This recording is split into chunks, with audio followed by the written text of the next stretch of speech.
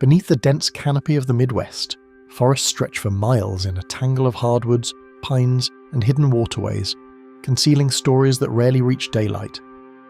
From isolated ridges and silent ravines to mist-shrouded lakes and shadowed trails, these landscapes harbour strange occurrences that defy explanation. Unmarked camps, vanishing paths, and phantom lights leave even experienced hikers and rangers unsettled, their presence hinting at histories the forest has quietly preserved. As you move through these remote areas, the forests reveal their secrets slowly and without warning. You will trace the Paulding light flickering across Ottawa's backcountry, investigate unmarked sites in Hiawatha and Chippewa, and follow shadowed trails over Brown County's ridges. Each forest holds its own mysteries: lost explorers, unusual lights, inexplicable disappearances, and every step draws you deeper into a world where nature and the unexplained intertwine, leaving questions that linger long after the trail ends. The Paulding Light and the Silent Tracks, Ottawa National Forest. Night settles heavily over the western edge of Michigan's Upper Peninsula, where long corridors of pine forest absorb sound and distance feels strangely distorted beneath the trees. Travellers who follow a narrow road outside the small community of Watersmeet often arrive expecting only darkness, yet many linger at a quiet clearing overlooking a stretch of abandoned rail grade. The phenomenon known as the Paulding Light has drawn witnesses for decades, turning an otherwise unremarkable corner of Ottawa National Forest into a place where observation and uncertainty exist side by side. Some visitors describe anticipation more than fear, as if the forest itself is waiting to reveal something brief and elusive. Stories surrounding the light stretch back through local memory, often told in hushed conversations rather than official records. One popular account speaks of a railroad brakeman killed while warning an approaching train, a tale repeated often enough that it became inseparable from the location's identity. Historical documents confirm that rail lines once crossed this region during the logging boom of the late 19th century, connecting timber operations to distant markets. Yet historians have struggled to verify any specific accident that matches the legend, leaving the narrative suspended between folklore and the very real presence of rusted tracks disappearing into the woods. Witnesses typically describe the light as hovering low above the horizon, appearing as a distant glow that shifts colour or brightness before fading into darkness. Reports vary, with some observers claiming it moves slowly toward them while others insist it remains stationary, flickering against the black outline of trees. The isolation of Ottawa National Forest contributes to the experience, as the absence of nearby artificial light sources allows even faint illumination to feel exaggerated. Standing in the viewing area, the silence can become almost tangible, broken only by the wind moving through branches or the distant hum of vehicles far beyond the ridge. Scientific curiosity eventually brought researchers to the site, including a group of engineering students from Michigan Technological University, who conducted a study in 2010. Their investigation suggested that car headlights travelling along a distant highway could refract through layers of air with different temperatures, creating the illusion of a floating light. The explanation offered a plausible physical mechanism, yet it did not erase the fascination surrounding the phenomenon. Many visitors continued to report sightings under conditions that felt too quiet or too isolated to resemble passing traffic, reinforcing the perception that the forest itself holds some role in shaping what people see. Ottawa National Forest spans nearly 1 million acres, a landscape shaped by glacial movement and dense stands of maple, birch and pine. Within such vast terrain, perception often shifts as distance and scale blur together, making it difficult to judge how far away a light or sound truly is. Rangers acknowledge that the Paulding Light area draws crowds despite its remote location, and they sometimes patrol the road to manage traffic and maintain safety. Even with increased visitation, the surrounding woods remain largely untouched, stretching outward into dark ridges where the night sky reflects faintly off hidden streams. Residents speak of early evenings when the clearing fills with quiet anticipation, strangers standing shoulder to shoulder while scanning the horizon for movement. Cameras and smartphones capture glowing specks that appear and vanish without warning, leaving observers to debate whether they witness something extraordinary or merely a trick of distance. Some nights pass without any visible light at all, a reminder that the phenomenon refuses to follow predictable patterns. The unpredictability contributes to the mystery, creating a sense that the forest controls when and how the light reveals itself, rather than responding to the expectations of those who wait. Long before modern visitors arrived, the region carried its own layered history shaped by logging camps, rail lines, and indigenous presence. The forest surrounding Watersmeet lies within lands historically connected to the Ojibwe people, whose understanding of the landscape reflects a deep relationship with natural cycles, rather than unexplained spectacle. While contemporary discussions often focus on paranormal interpretations, historical context suggests that the area has always been a place where human stories intersect with shifting wilderness. The Paulding Light becomes another chapter in a longer narrative, blending modern curiosity with older traditions tied to land and memory. Weather conditions appear to influence many sightings, with cool evenings and clear horizons often producing the most vivid displays. Atmospheric refraction, a phenomenon known to distort light over long distances, can cause objects beyond the visible ridge to appear suspended or magnified. Despite these scientific explanations, witnesses frequently describe emotional reactions that go beyond simple observation, noting a sense of unease that lingers even after the light fades. The quiet of Ottawa National Forest seems to amplify perception, turning subtle visual changes into experiences that feel charged with meaning. Skeptics argue that the mystery has persisted largely because visitors arrive already expecting something unusual, creating a psychological framework that shapes what they interpret. Yet the consistency of certain descriptions, including colour changes from white to red or amber, keeps discussions alive among enthusiasts and researchers alike. The viewing area itself has become a cultural landmark, not officially marked as paranormal yet widely recognised as a place where curiosity draws people into the darkness. Standing there after sunset, the boundary between scientific inquiry and personal interpretation feels unusually thin. Photographs taken at the site rarely provide clear answers, often showing only faint or distant points of light against the black horizon. The limitations of cameras mirror the limitations of human perception, reminding observers that the forest conceals as much as it reveals. Some visitors leave convinced they witnessed an optical illusion, while others depart believing they experienced something that cannot be fully explained through physics alone. The duality between explanation and mystery continues to define the Paulding Light, ensuring that debate persists long after each sighting ends. As seasons change, snow covers the viewing area and muffles sound across the landscape, transforming the forest into an even quieter environment. Winter nights bring colder air layers that can intensify atmospheric distortion, potentially altering how distant headlights appear to observers. During these months, fewer visitors make the journey, leaving the clearing almost deserted beneath the stars. The absence of crowds deepens the sense of isolation, allowing the faint glow of any distant light to feel more pronounced against the frozen darkness that surrounds the silent tracks. Even after decades of attention, the Paulding Light remains suspended between folklore, science, and personal testimony, refusing to settle into a single explanation that satisfies everyone who encounters it. Ottawa National Forest continues to absorb each new story without offering confirmation or denial, as if the trees themselves guard whatever truth lies behind the shifting glow. Visitors arrive searching for answers, yet many leave with more questions than they brought, carrying memories of a light that appeared briefly before dissolving into the vast quiet of the Upper Peninsula. And somewhere beyond the ridge where the tracks vanish into shadow, the light waits for another night when the forest chooses to let it be seen again. Unfinished searches beneath the pines, Hiawatha National Forest. Beyond the shoreline ridges where pine roots grip sandy soil, long corridors of wilderness stretch across Michigan's Upper Peninsula in ways that make distance feel uncertain and time strangely elastic. Search teams who enter these forests often describe a quiet that settles quickly once vehicles disappear from view, leaving only wind and the muted rustle of needles underfoot.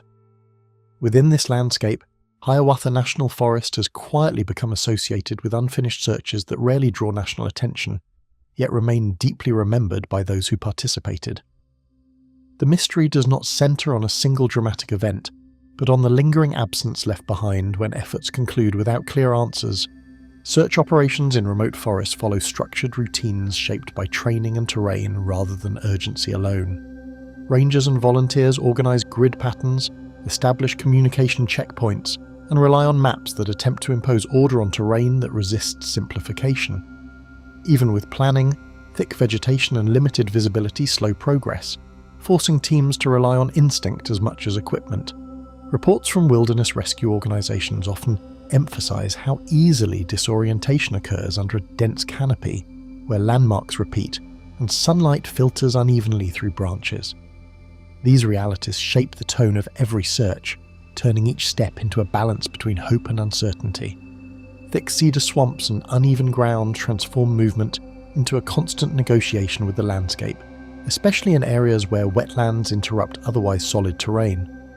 Fallen logs create hidden obstacles beneath layers of moss, while narrow ridges rise abruptly above shadowed water. The forest floor absorbs footprints quickly, and rainfall can erase even recent tracks within hours. Searchers sometimes describe how silence deepens as teams spread farther apart, each person listening for distant calls that may never come. In such conditions, the forest does not feel hostile, but it does feel indifferent, holding its secrets without urgency or explanation. After official search lines withdraw, a different stillness settles over the terrain, shaped not by relief but by unresolved questions. Vehicles leave, temporary markers are removed, and patrol schedules return to normal routines, yet the memory of coordinated effort lingers in subtle ways. Rangers often continue to scan familiar trails with a slightly altered awareness, as though the landscape itself has shifted. Public records may note that searches ended due to lack of new evidence, but those notes rarely capture the emotional weight carried by participants who walked the same ground repeatedly without finding what they hoped to see. Logging roads that once carried heavy equipment now fade into narrow paths overtaken by grasses and young trees, creating routes that appear inviting yet quickly dissolve into wilderness. During the region's timber era, rail lines and camps reshaped vast sections of forest, leaving behind scattered clearings that today feel disconnected from their past purpose.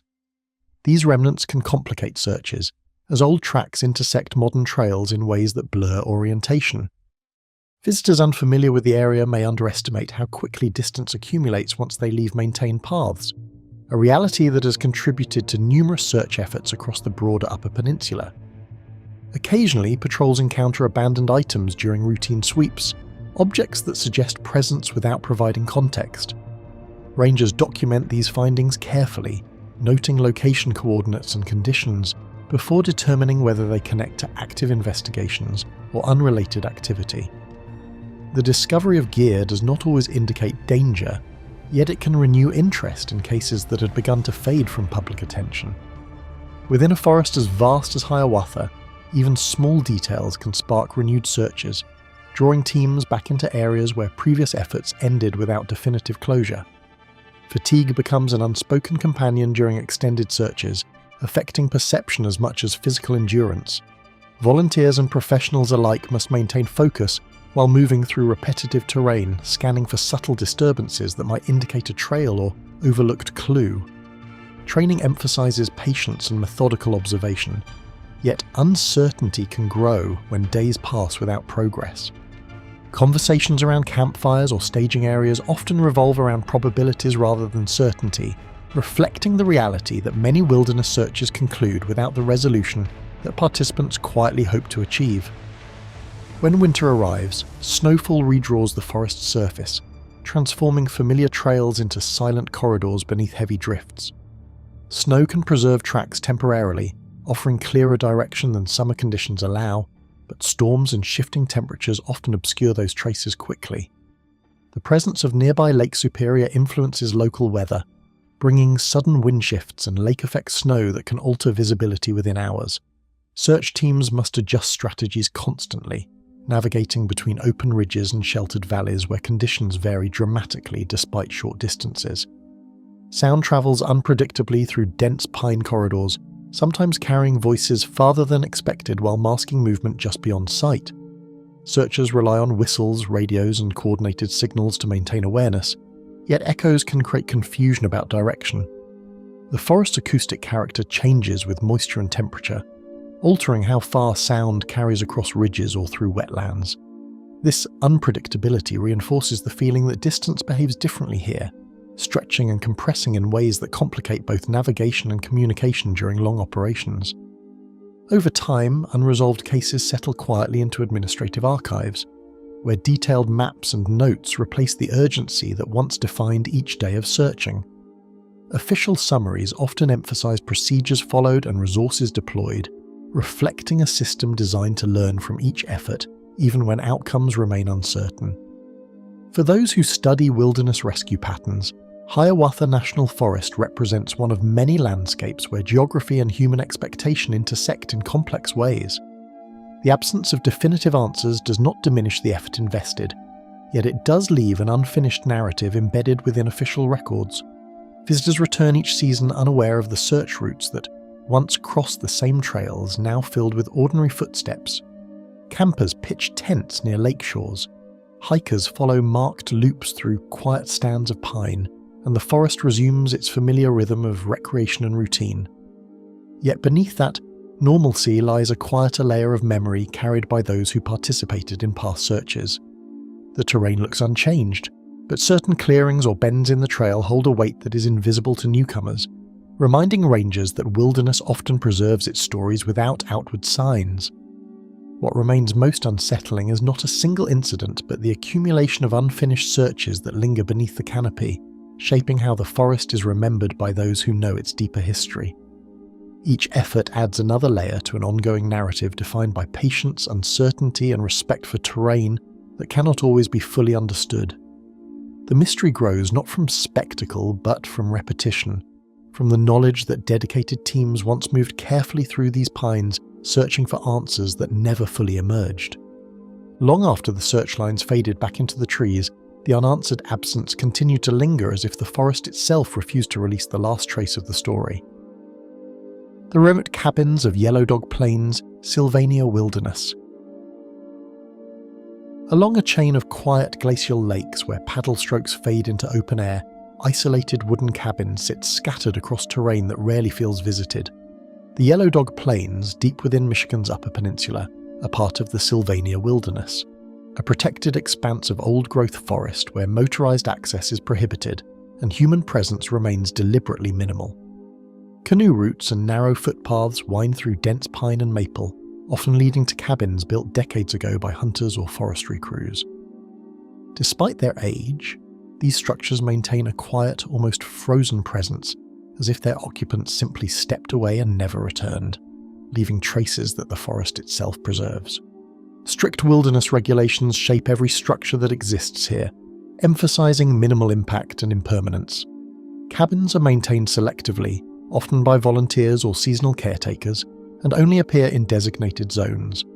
Any additions or modifications require permits, and larger buildings are not allowed. This management approach makes each existing cabin feel more conspicuous within the vast forest, as if it were an artifact from another era. Visitors encountering these shelters often experience a subtle tension. The knowledge that humans were here intersects with the expectation that this environment remains wild and untouched, preserving both isolation and mystery. Old logging routes once threaded through the Upper Peninsula, leaving faint clearings that now resemble unfinished stories pressed into the soil. Maps reveal lines that hint at former activity, yet many trails are overgrown or abruptly end at water or dense forest. Some cabins are situated near these remnants, suggesting historical function as seasonal shelters for loggers or hunters. Archival records from the 19th and early 20th centuries confirm widespread timber harvesting in this region, and some cabins may have originated as storage sites or temporary living quarters. The visible remnants of roads, combined with the scattered placement of these structures, create a sense that the forest remembers prior human presence even when individuals have vanished from memory. Weathered walls blend so completely with the surrounding pine that a cabin can remain unnoticed until someone nearly walks past its door. Moss clings to roof shingles, and faded paint has long peeled away, rendering many structures nearly indistinguishable from the forest around them. Windows reflect muted light rather than offering clear views inside, while doors sag slightly under years of exposure. Even for those seeking these cabins deliberately, the approach often feels accidental, as if one stumbled upon the site by chance. The camouflage of natural growth ensures that these spaces retain a quiet secrecy, their histories hinted at only by shape, texture, and placement, rather than by any visible human presence. Distance defines the Yellow Dog Plains more than any landmark. stretching time between encounters and amplifying the sense of separation from nearby towns. Watersmeet and other small communities lie miles away along winding forest roads, and the journey to a cabin can take hours over uneven terrain. Canoe travel across lakes and connecting streams requires careful navigation, and portage routes remain steep and unmarked. For visitors accustomed to populated areas, the isolation becomes palpable, affecting perception and heightening awareness of the forest's immensity. In this environment, even familiar structures take on a sense of remoteness, as though they exist independently of contemporary human activity. Faded fire rings and quiet shoreline docks suggest activity that ended without ceremony, as if routines were simply paused and never resumed. Rusted nails protrude from posts, and stone arrangements for cooking remain undisturbed for seasons. Some docks have partially collapsed, yet no records indicate repair, hinting at abandonment by the original users. Rangers and wilderness volunteers occasionally document these features, recording coordinates and condition, but rarely attempt reconstruction unless safety is a concern. Each mark becomes a quiet statement of presence and absence, a subtle dialogue between past activity and ongoing natural reclamation. Seasonal travellers move through these woods in brief cycles, layering fresh footprints over traces left by visitors from years before. Anglers, canoeists and hikers often follow known portages and campsites, leaving ephemeral signs such as footprints, tent stakes or paddle marks along sandbars. Because the wilderness permits minimal impact, these human traces fade quickly under wind, rain or snowfall, further blurring temporal boundaries. The combination of historical cabins and ephemeral visitor traces creates a layered sense of occupancy, where one can almost read decades of human movement while never fully reconstructing a single story. Across still water, reflected trees and drifting fog reshape familiar shapes into silhouettes that feel both near and unreachable. Lakes and ponds mirror the canopy, creating visual ambiguity that can make cabins appear closer or further than they truly are. Morning mist clings to shorelines, softening edges and elongating shadows, while afternoon sun cuts through gaps in the trees, highlighting textures of bark and moss. This interplay of light and reflection enhances perception of mystery, making structures seem to emerge and recede depending on angle and weather, and reinforcing the forest's quiet dominance over human narratives. Forest managers often allow aging structures to remain where they stand, preserving history even when their original purpose has grown unclear. Unlike modern campgrounds or recreation facilities, these cabins are not maintained for comfort or convenience but for continuity. Their presence offers a tangible connection to the Upper Peninsula's layered history, bridging hunting traditions, timber harvesting and wilderness stewardship. Rangers may monitor safety or remove hazardous debris, but the buildings themselves remain largely untouched. This policy preserves the sense of suspended time, emphasizing that the forest itself dictates how long human traces endure. Topographic maps present the wilderness as orderly lines and symbols, yet the real terrain reveals hidden paths that do not appear on any official chart. Small game trails, faint portage tracks and animal crossings intersect with human-made routes, creating a web of navigation that resists simplification. Visitors relying solely on maps may find themselves disoriented, encountering structures or clearings in unexpected places.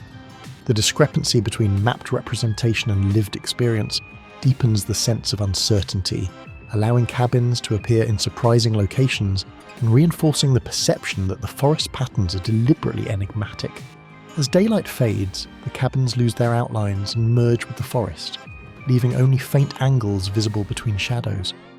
Twilight softens edges and elongates tree trunks, while evening birdsong diminishes to near silence.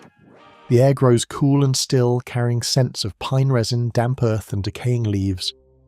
In this environment, even familiar cabins become enigmatic, their forms half concealed and suggestive. Observers report that orientation shifts as darkness deepens, making structures feel both immediate and distant, and further emphasizing the forest's capacity to absorb and transform human presence. What unsettles many travelers is not abandonment itself, but the impression that these places exist outside ordinary timelines. A cabin may appear inhabited one season and utterly silent the next.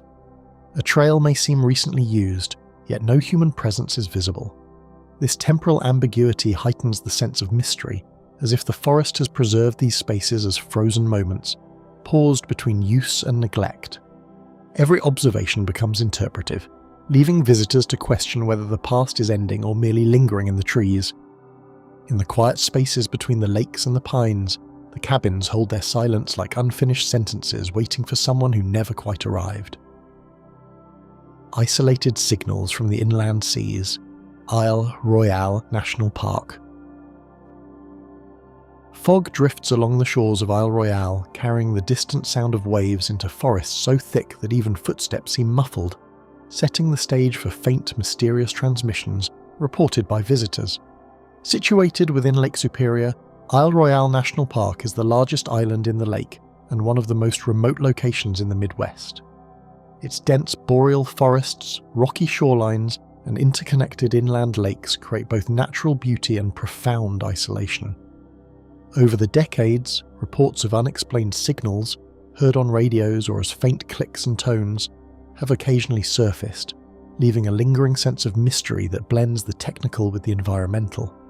The island's extreme isolation means that access is limited to ferries, private boats or float planes, leaving both human presence and communication attempts inherently sporadic. Rangers maintain a minimal permanent population, and seasonal staffing fluctuates with the short Upper Peninsula summers. Visitors, researchers and campers pass through in small numbers, often carrying radios, GPS units or other monitoring equipment. The absence of dense infrastructure means that any signal observed in this wilderness immediately raises questions, as normal terrestrial interference is less likely. Yet even with these precautions, the vastness of the island introduces uncertainty in every observation. Rangers and researchers have documented unusual radio interference during routine patrols, recordings that appear intermittently across frequencies with no immediate explanation. Notes from field logs describe clicks, bursts of static, or faint patterns that occasionally emerge at night or in early morning hours. These occurrences are typically brief and inconsistent, preventing definitive identification. Equipment readings confirm that signals are not continuous or stable, which contributes to the enduring ambiguity. Even seasoned personnel accustomed to remote wilderness conditions acknowledge the strange juxtaposition of apparent technological activity in an area so disconnected from the mainland. Cliffs, narrow bays, and dense stands of fir and spruce shape how signals travel, often bending or reflecting in ways that challenge straightforward interpretation. Shorelines composed of rock and sand, combined with uneven topography, can cause both amplification and distortion of sound waves. Radio frequencies may propagate unpredictably over water, creating the perception of distance or direction that does not match reality. Observers have noted that a signal appearing strong on one lake may be faint or absent just a few hundred yards away, reinforcing the idea that natural geography contributes as much to the phenomenon as any human or mechanical source. Temperature inversions over Lake Superior, sudden storms, and thick fog can create natural amplification or distortion, sometimes making ordinary environmental sounds resemble deliberate communications. Inversions can trap sound waves near the water's surface, carrying them farther than expected and making them audible from unexpected directions. Winds across the lakes can produce low-frequency hums, while waves and ice movement generate transient pulses. While each occurrence has a verifiable environmental explanation, the resulting experience can feel as if signals are deliberate, creating cognitive tension for anyone listening closely in the quiet hours of the day. Field personnel occasionally note faint static, Morse-like clicks or other anomalies on portable receivers, prompting investigation even when no source is identifiable. These anomalies are often brief and intermittent, occurring in locations where no known equipment exists. Researchers attempting to recreate the conditions using controlled devices sometimes fail to replicate the same patterns, emphasizing the complex interaction between natural acoustics, atmospheric conditions, and electronic instrumentation. Documented reports emphasize caution, noting that perception of signals is often shaped by context and expectation as much as physical reality. During winter months, ice closes off transportation routes and extends nightfall, increasing both the sense of isolation and the likelihood of perceiving subtle acoustic phenomena. Ferries do not operate, snow accumulates, and wind-driven waves freeze along shorelines, creating surfaces that can carry sound in unexpected ways. Few personnel remain during these months, and darkness dominates long periods of each day, amplifying the perception of signals or anomalies. These seasonal conditions add a layer of psychological weight to any monitoring activity, as the isolation reinforces both attentiveness and uncertainty. At night, the interplay of wind, water and wildlife produces echoes that seem to mimic human signals, while complete darkness amplifies uncertainty in both perception and expectation. Cries of loons, distant wolf or coyote calls, and the slap of waves against rock cliffs can combine with mechanical interference to create complex auditory textures. Observers frequently report that signals heard under such conditions seem structured or patterned, though repeated investigation reveals only natural or sporadic origins. The forested interior of the island enhances these effects, creating a layered soundscape in which interpretation is always provisional. Electronic devices sometimes record bursts of interference that coincide with natural sounds, leaving observers uncertain whether these are technological malfunctions or environmental effects. Portable radios, weather monitors, and GPS devices can each register unexplained anomalies, often correlated with changing wind or temperature. While these recordings are real and verifiable, their source often cannot be traced. Investigators document them meticulously, noting frequency, duration, and environmental conditions. But even rigorous methodology does not always clarify origin. The intersection of natural phenomena and electronics becomes central to the enduring mystery of Isle Royale. Historic lighthouse and radio operations on Isle Royale provide context, showing that the island has long been a node for human signals, though many of these systems are now abandoned or automated. The Rock Harbour and Windigo lighthouses once transmitted routine maritime communications, establishing long-range contact with Lake Superior shipping lanes. Early radio experiments and weather monitoring stations also left traces of human signal activity. While most of these operations are now automated or defunct, remnants of equipment or occasional interference remain, providing both historical explanation and additional ambiguity when unexplained anomalies are detected. Extended periods of solitude can heighten attention to minor noises, turning subtle vibrations across water or forest into experiences that feel deliberate.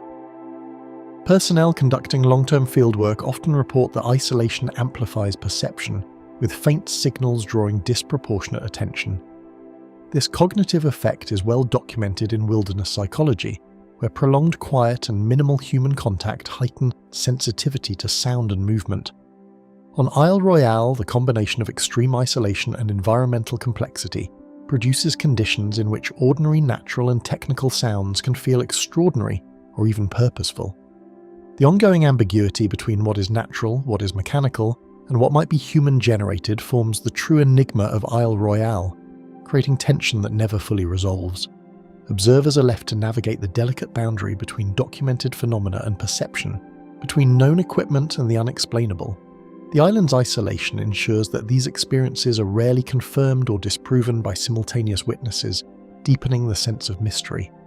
In every season, the inland seas and forests conspire to create a layered, unresolved narrative in which signals appear and vanish with no definitive source. Through the hush of pine and the ripple of inland waves, the signals linger in absence, hinting at a presence that may exist just beyond hearing. The Vanishing Snowmobile Trails, Porcupine Mountains Wilderness State Park. Fresh snow blankets the Porcupine Mountains, turning ridges and valleys into a seamless white canvas where trails seem to vanish almost as soon as they are made. The Porcupine Mountains Wilderness State Park, known locally as the Porkies, spans over 59,000 acres of old-growth forest, rolling hills, and deep river valleys along Michigan's Upper Peninsula. Snowmobile enthusiasts and winter hikers enter this landscape with maps and trail markers, yet even the most well-trodden routes can disappear beneath drifting snow. Reports of trails seeming to end abruptly or vanish entirely have circulated among visitors and rangers, forming a pattern of unexplained disorientation tied directly to the region's winter conditions. The silence of the forest, broken only by the distant whistle of wind or the occasional creak of ice, amplifies every small misstep, leaving the human presence almost fragile in comparison to the expansive wilderness. Steep slopes, frozen streams, and dense spruce forests shape every route, creating natural corridors that guide or mislead snowmobilers in equal measure. Trails are carved along ridges to avoid wetlands or heavy timber, yet these choices expose riders to gusting winds and drifting snow that can obscure paths within hours. Narrow valleys funnel snow, creating pockets of deep accumulation that hide obstacles beneath smooth, undisturbed surfaces.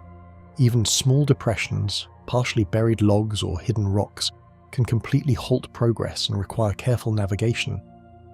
The combination of varied terrain and relentless winter elements produces an environment in which perception is constantly tested, leaving riders unsure of their direction despite following mapped trails.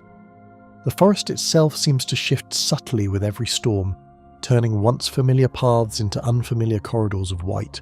Seasonal trail systems are carefully marked and maintained, yet records note that conditions shift daily, leaving even mapped routes uncertain under heavy snowfall.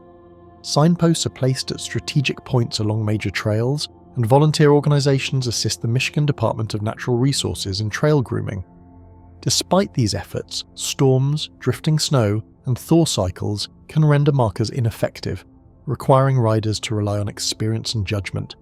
Even minor deviations from a marked path can quickly escalate into a sense of being lost, as the forest and snowfall erase familiar landmarks, reshaping the landscape overnight. Snowbanks can rise without warning, hiding not just trails but creeks, roots, and rocky outcrops, forcing riders to navigate by instinct. Visitors sometimes report following paths only to find them abruptly ending in drifted snow, hidden ravines, or thickets that were invisible moments before. Accounts describe trails that appear wide and navigable one day, then constricted or blocked the next. Snow-covered boulders or fallen trees can emerge without warning, and subtle shifts in elevation may create illusions of continuity where none exists.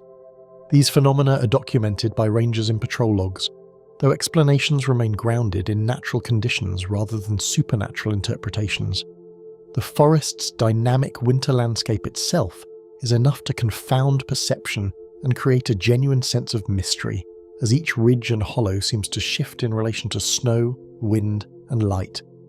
Blizzards, wind-drifted snow, and sudden temperature swings can erase tracks overnight, transforming a familiar route into a disorienting expanse almost impossible to navigate.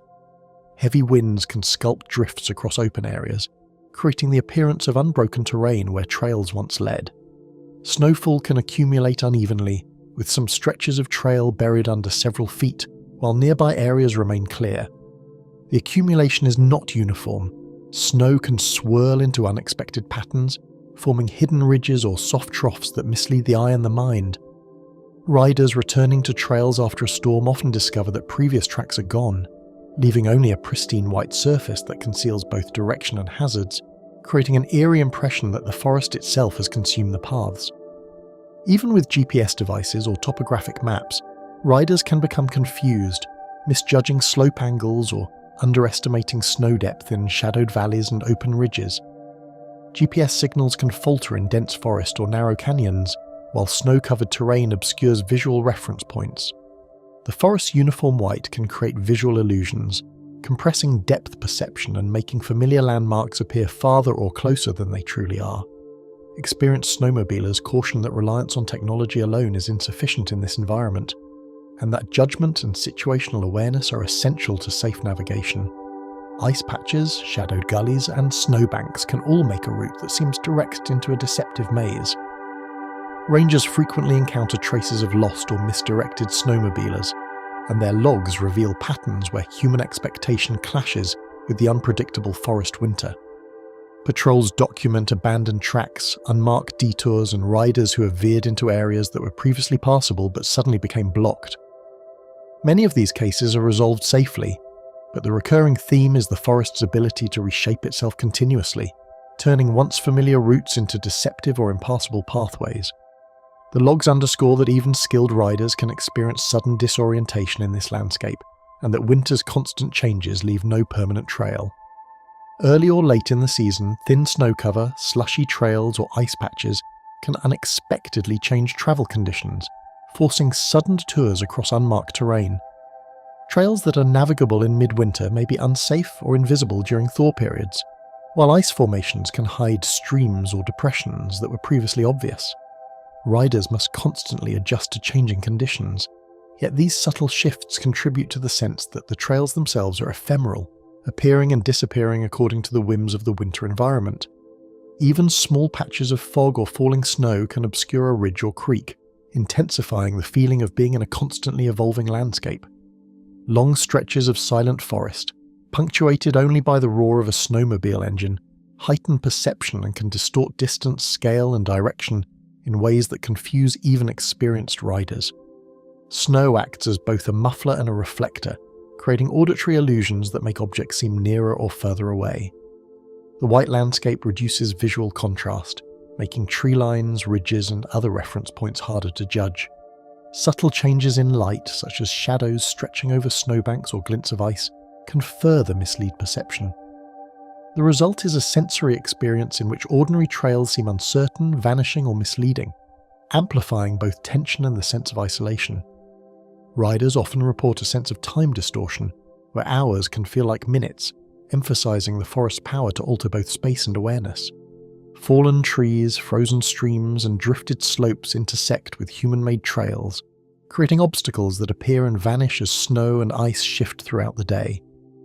Natural forces continually modify the forest floor, and even well-established snowmobile paths are subject to obstruction. Riders report having to improvise, sometimes backtracking or finding alternate routes without any visual cues. The combination of shifting terrain and snow creates a fluid, ever-changing landscape where no trail can be considered permanent, and each journey demands constant observation and adjustment to the terrain. The forest's ability to constantly alter its pathways ensures that no trail can ever be fully trusted, leaving even skilled navigators uncertain of what lies ahead. Snow accumulation, wind, and frozen debris continuously redefine routes, producing both physical and psychological disorientation. Even familiar trails can feel unfamiliar after storms, forcing riders to rely on intuition and environmental observation rather than expectation. This perpetual uncertainty forms the core of the Porcupine Mountains' winter mystery, where human perception is constantly challenged by natural forces. In the Porcupine Mountains, the snowmobile trails are less fixed roads and more fragile suggestions, hinting at movement only to disappear under the forest's quiet authority. Riders come to recognize that the forest itself dictates the flow of travel, erasing certainty with each passing day and storm. Trails appear in one moment and vanish in the next, leaving travelers to navigate a landscape where the forest's influence outweighs human intent. Beneath the shifting snow and shadowed ridges, the trails vanish without a trace, leaving only the sense that the forest decides which journeys are permitted to endure. Echoes along the dune forest edge, Sleeping Bear Dunes National Lakeshore. Sounds rise and vanish inexplicably, carrying across the air as if unseen hands were shaping their path, unsettling hikers along the boundary between forest and sand. Along the Sleeping Bear Dunes National Lakeshore, the transition from dense hardwood forest to rolling dunes creates a unique and ever-changing acoustic environment. Visitors have long reported hearing footsteps where none exist, the soft shuffle of leaves in frozen silence, or faint whispers that seem to respond to movement.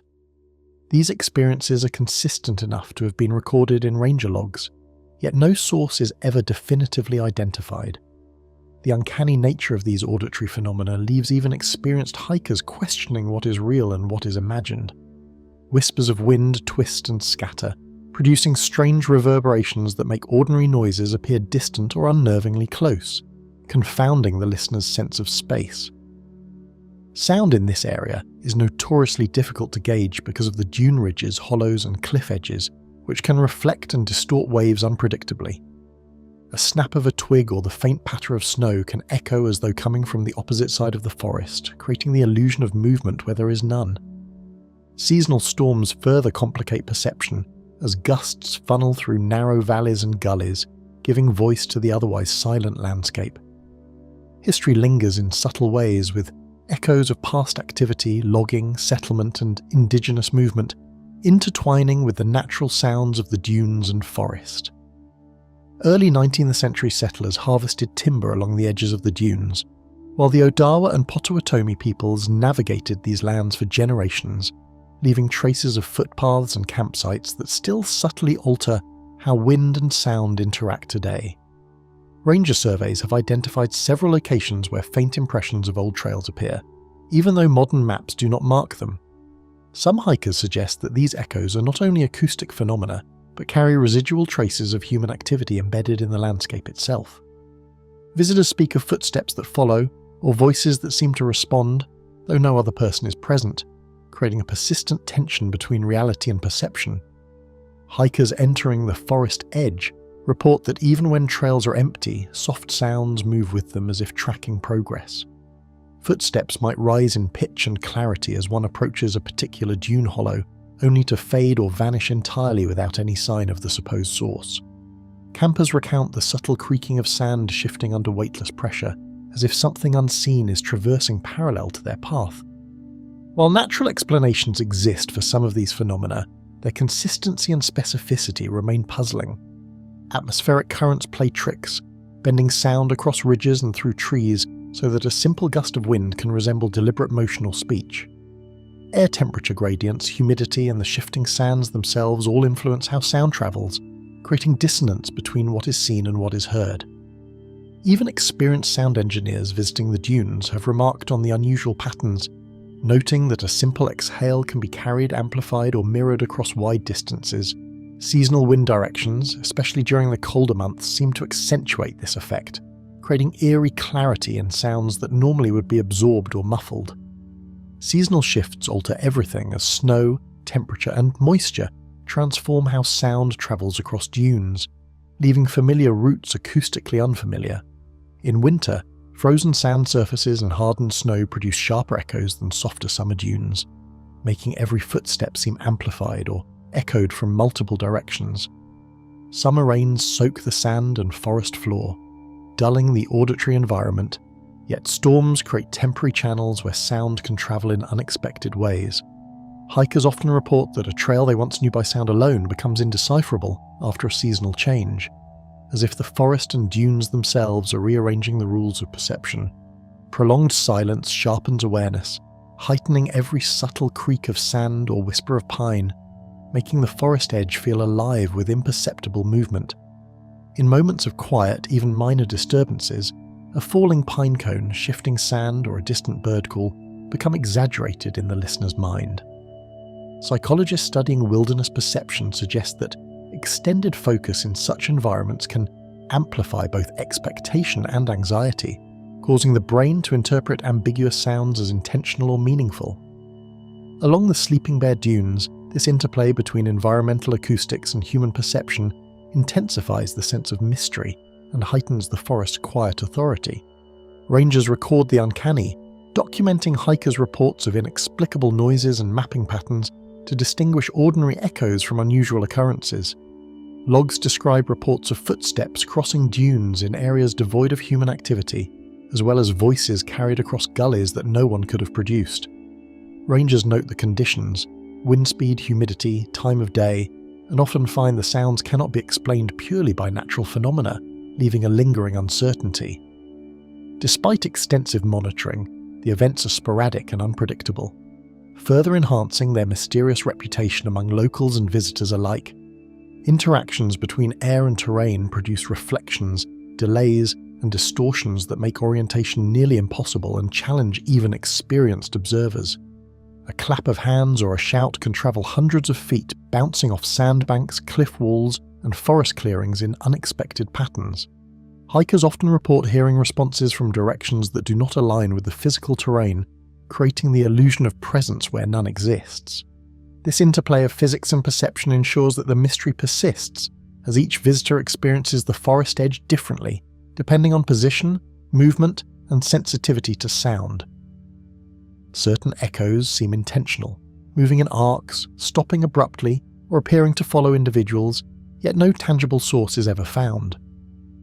Observers describe hearing a phrase or rhythm that mimics speech, only for it to vanish before it can be located.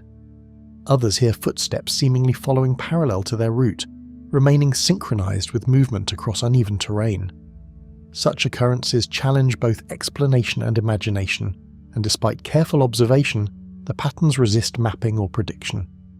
The dunes and forest act as an acoustic labyrinth, one in which perception is as much a part of the mystery as sound itself. expectation shapes perception, as anticipation of sound heightens the brain's interpretation, blending natural phenomena with the unsettling sense that the forest edge is listening. Visitors entering the dune forest boundary often arrive aware of prior reports, and this foreknowledge amplifies subtle noises into seemingly meaningful signals. Small rustles, wind gusts, and sand shifts can suddenly feel deliberate, creating the sensation of unseen observers. Researchers have noted that such environments can trigger heightened sensory awareness and pattern recognition, producing experiences that are partly environmental, partly psychological, yet fully immersive. Thresholds between environments create a liminal space where dunes meet forest, and reality feels suspended between what can be seen, what can be heard, and what vanishes into ambiguity. The edge is neither fully forest nor fully dune, but a transition where perception is challenged and sound behaves unpredictably. It is here that the echoes linger, sometimes moving independently of the observer's movement, sometimes vanishing just as curiosity peaks. The combination of physical acoustics, environmental unpredictability, and human expectation ensures the area retains an air of persistent mystery that draws visitors year after year. Between shifting sand and rustling pines, the echoes linger, carrying whispers that may never be traced to their origin. The Boundary Waters Disappearances. Superior National Forest. People have vanished without a trace, leaving behind campsites, canoes, and the faintest signs of passage, as if the forest itself had swallowed them whole. Over the past several decades, hikers, canoeists, and campers have disappeared in the Boundary Waters Canoe Area Wilderness and the surrounding Superior National Forest under circumstances that defy easy explanation. One documented case in 1982 involved a group of canoeists who never returned from a multi-day trip on the Seagull River, leaving canoes tied to the shore but no sign of their occupants. Search teams recovered only personal belongings and fleeting footprints, vanishing into soft soil and sand, deepening the mystery. Even experienced travellers report that the scale and isolation of this wilderness can transform minor mistakes into life-threatening situations. Lakes and rivers weave a labyrinth, intersecting with dense forest that stretches for miles, making orientation and navigation a constant challenge even for skilled adventurers. Portage trails, which connect lakes across rocky ridges or marshy terrain, often vary in condition from year to year. Some are overgrown with brush, others are partially submerged by rising water, making precise mapping nearly impossible. Distances between lakes can exceed several miles, and a single navigational error can result in hours of delay, disorientation, or missed rendezvous points. Even modern GPS devices can fail under dense tree canopies, leaving visitors dependent on memory, observation, and intuition in a constantly shifting environment. Centuries of human activity have left subtle marks, from logging remnants to old portage trails, yet these traces often vanish beneath the forest's relentless growth and changing waterways. Logging operations in the early 1900s carved temporary roads and clearings, some of which are now hidden beneath new growth or flooded by seasonal water fluctuations. Indigenous peoples, including the Ojibwe, Odawa, and Potawatomi, traversed these waterways for generations, leaving traces of footpaths, campsites, and ceremonial sites. Rangers have noted that these historical traces can confuse modern searchers, as a decayed trail or forgotten campsite may appear to indicate human presence that no longer exists, complicating efforts to track the missing. Search records reveal a chilling pattern, documenting hikers, canoeists, and campers who disappeared under circumstances that defy simple explanation or environmental hazard alone. Between 1960 and 2020, the Minnesota Department of Natural Resources and local law enforcement recorded dozens of missing person cases within the Boundary Waters.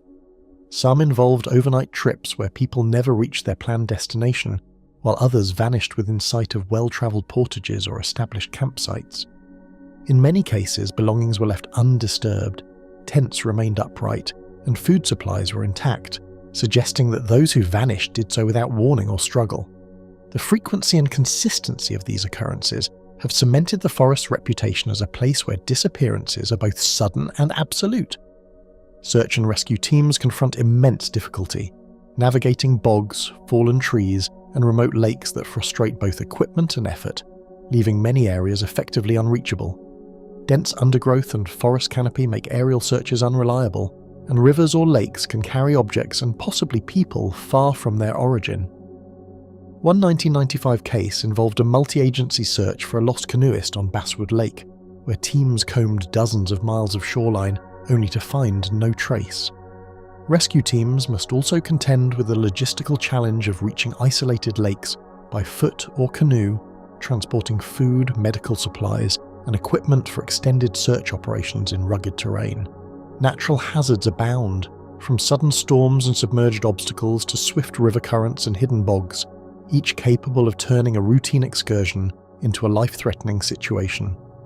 Thunderstorms can appear with little warning, producing strong winds and lightning strikes across open water.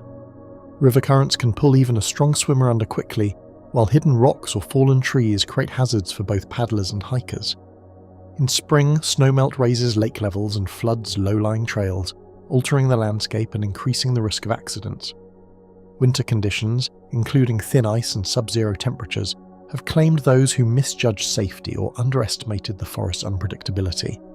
Certain areas seem disproportionately prone to disappearance, often along portages, ridges or lake inlets, where navigation is complicated by dense cover or deceptive terrain.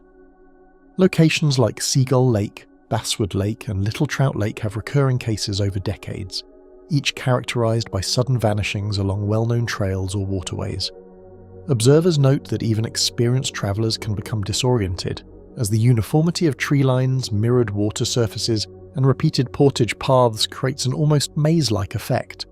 These zones seem to amplify both environmental hazards and human misperception, concentrating the risk of disappearance. Rangers' reports emphasize uncertainty, noting signs of passage that end abruptly, footprints that vanish in sand or snow, and evidence that sometimes conflicts with eyewitness accounts. One ranger documented a campsite where cooking utensils were neatly arranged, but the occupants never returned, while nearby tracks disappeared mid-trail with no indication of direction. Another report described distant calls for help that could not be traced, even though search teams were within a few hundred yards. These observations reinforce the sense that the forest preserves ambiguity, providing clues without answers and leaving investigators with incomplete narratives. Survivors recount moments of disorientation, describing how dense forest, mirrored lakes and shifting light can make it impossible to tell direction, with time itself seeming to stretch or contract. Individuals have reported losing awareness of how far they've travelled, misjudging distances by miles or repeatedly circling the same area. Mistakenly crossing a lake inlet, misidentifying a trail or following a misaligned compass reading can turn minor errors into hours of misdirection. These near-miss experiences illustrate the forest's ability to challenge human perception, where even confidence in one's skills may fail under the relentless isolation of the wilderness. Isolation magnifies perception, as prolonged exposure to silence and vast wilderness heightens awareness of every movement, sound and shadow, often intensifying fear and confusion. The boundary waters are largely uninhabited, with minimal human presence for miles. In these conditions, ordinary sounds, birds, water, falling branches can be interpreted as evidence of someone or something unseen. Hikers describe a creeping sense of being observed or followed, while canoeists recount how familiar routes suddenly feel alien.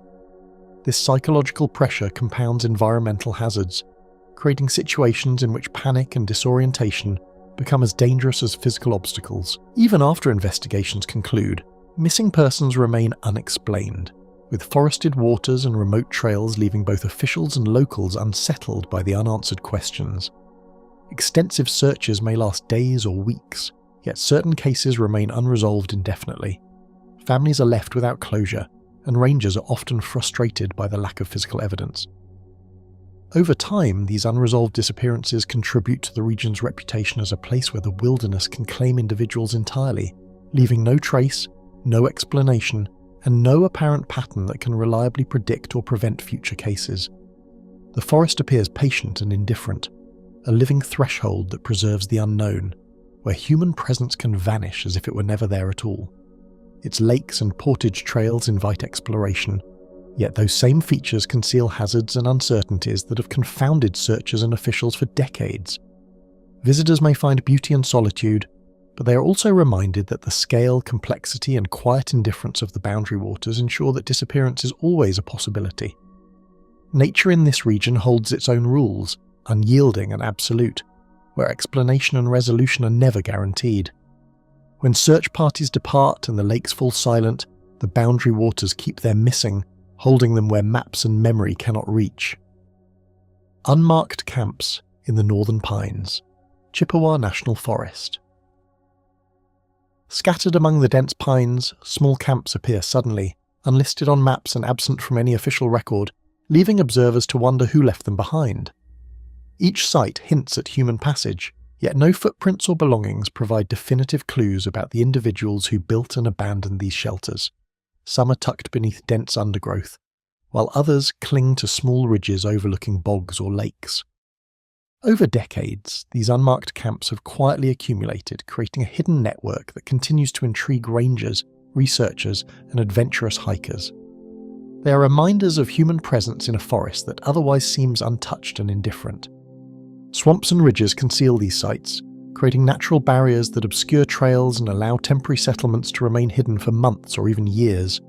Low-lying wetlands, thick with cattails and moss, often swallow narrow portage paths, forcing travellers to make long detours or lose sight of familiar markers. Rolling hills and rocky outcrops further obscure visibility, allowing camps to remain undetected even along seemingly well-travelled routes.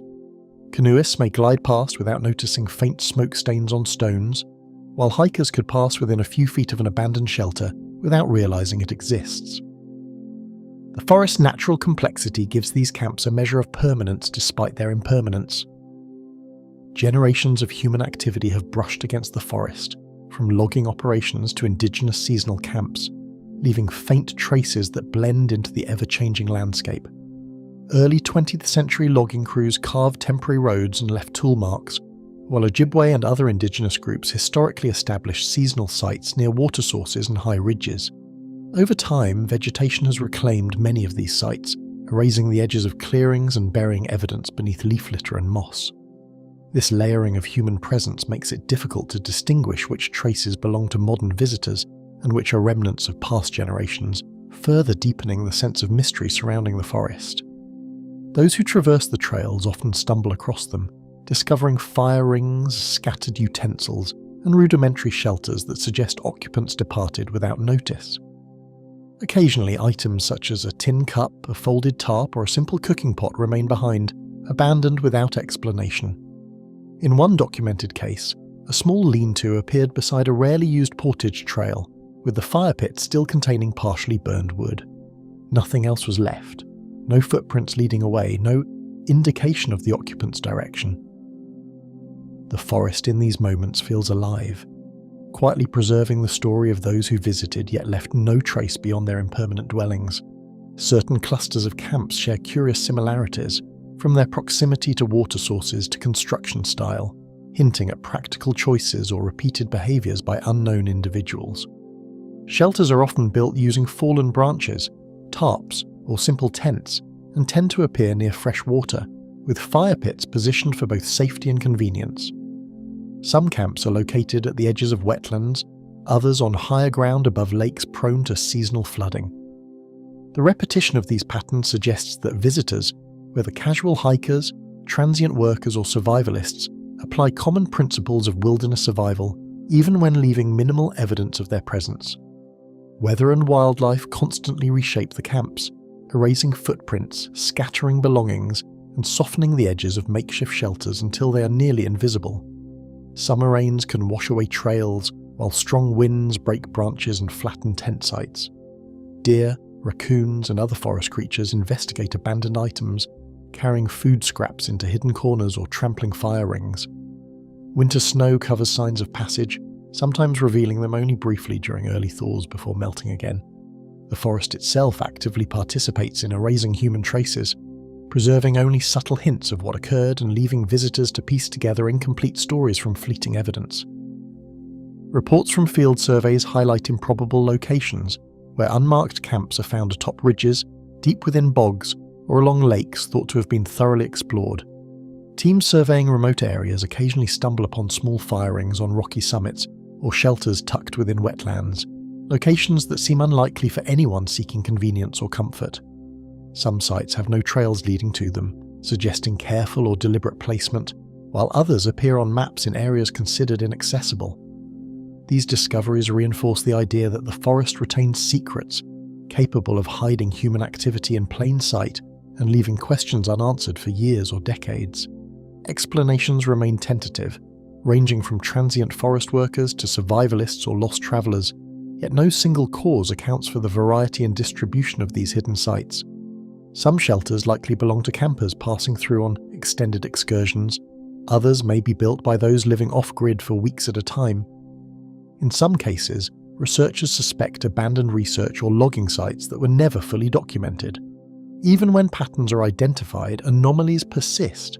Camps appear where no path exists, or fire rings are arranged in ways inconsistent with survival needs. The forest continues to challenge assumptions about who might occupy these spaces and for how long. Isolation appears to influence human behaviour as individuals leave minimal evidence, seemingly aware that in these northern woods, the forest can conceal more than it reveals. Those venturing alone or in small groups often take precautions to remain unnoticed, leaving no waste behind and dismantling temporary shelters before moving on. Psychological factors play a role. The awareness of isolation can heighten caution, compelling campers to leave minimal traces. Over time, these behaviours have contributed to the forest's reputation as a place where human presence is fleeting and evidence of existence fades rapidly, leaving only subtle signs for later observers to detect. The absence of occupants adds to the unease, with no sign of struggle, no discarded valuables, and sometimes no footprints, leaving only the camp itself to hint at human passage. A fire pit may contain charred wood, yet the surrounding soil shows no tracks. A lean-to might stand upright, yet no sleeping gear remains.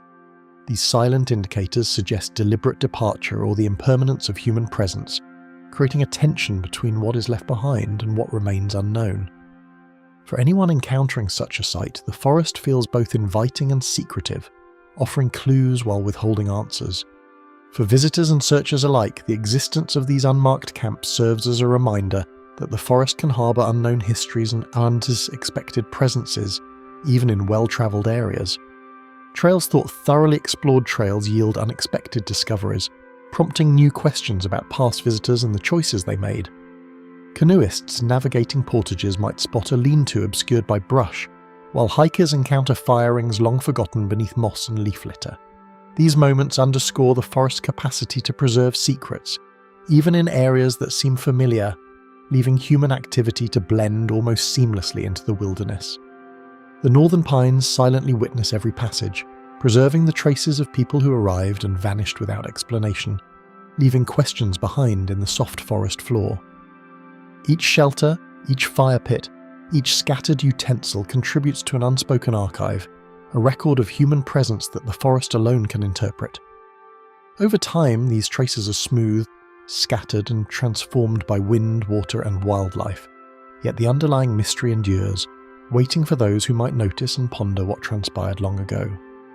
Even as embers cool and shelters crumble, the forest quietly guards its secret occupants, revealing nothing of the lives that once passed there. The Phantom Lights. Over Rainy Lake, Voyageurs National Park. Glowing orbs often appear just above the water, drifting silently across Rainy Lake as if detached from any natural source, captivating those who spot them from shore or canoe. Witnesses describe their sudden emergence in the darkness, often low over the surface yet sometimes hovering near distant islands, shifting in ways that defy normal movement.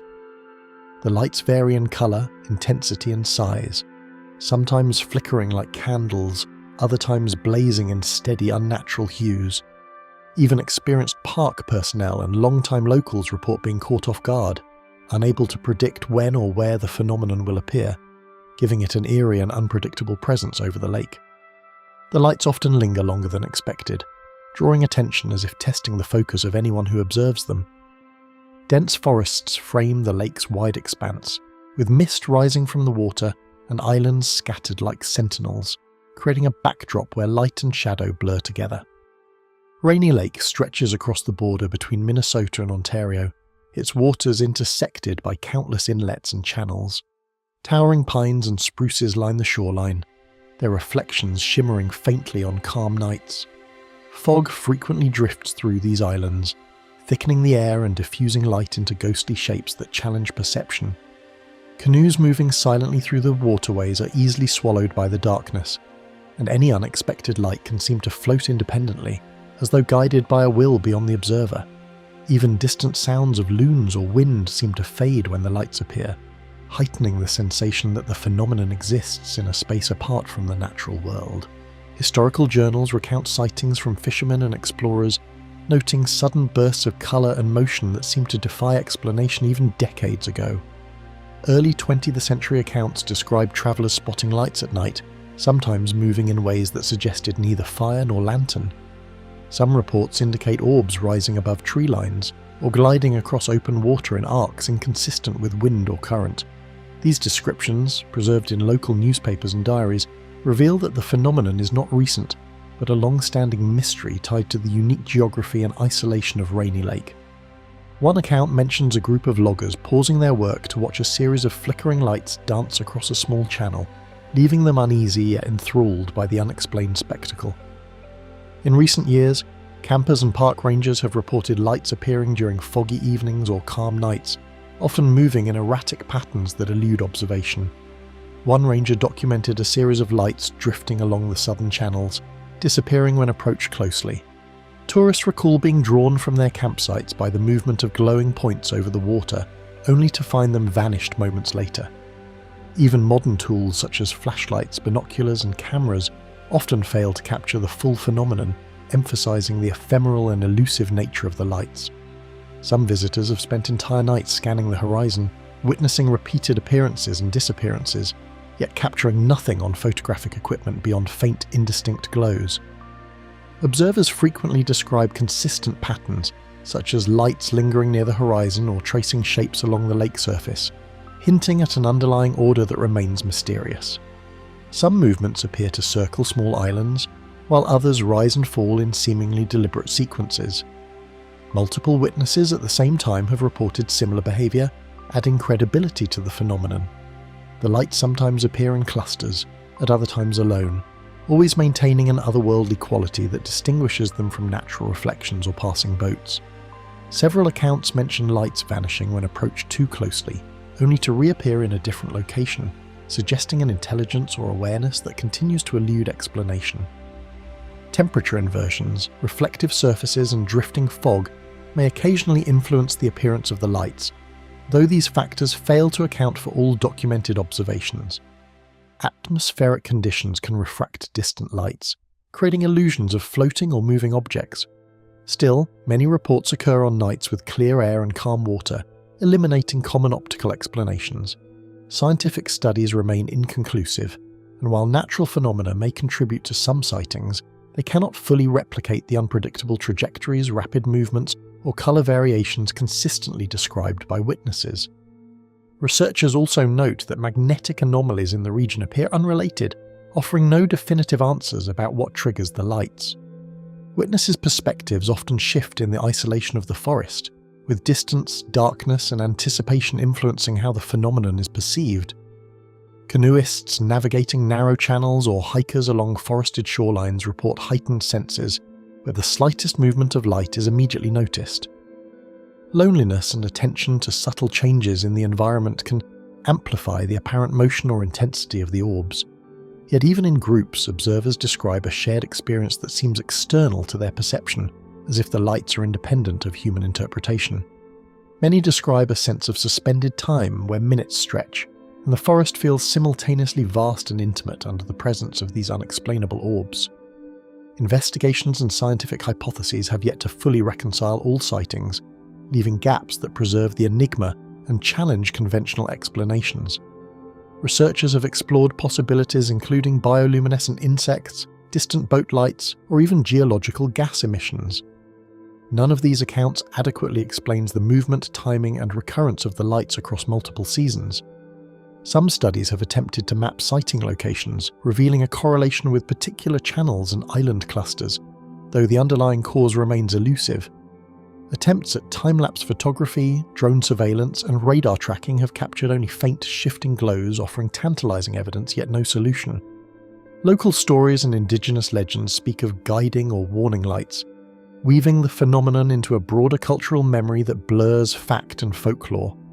Ojibwe narratives describe lights as spirits moving along the water, sometimes to lead travellers safely, other times as omens of danger.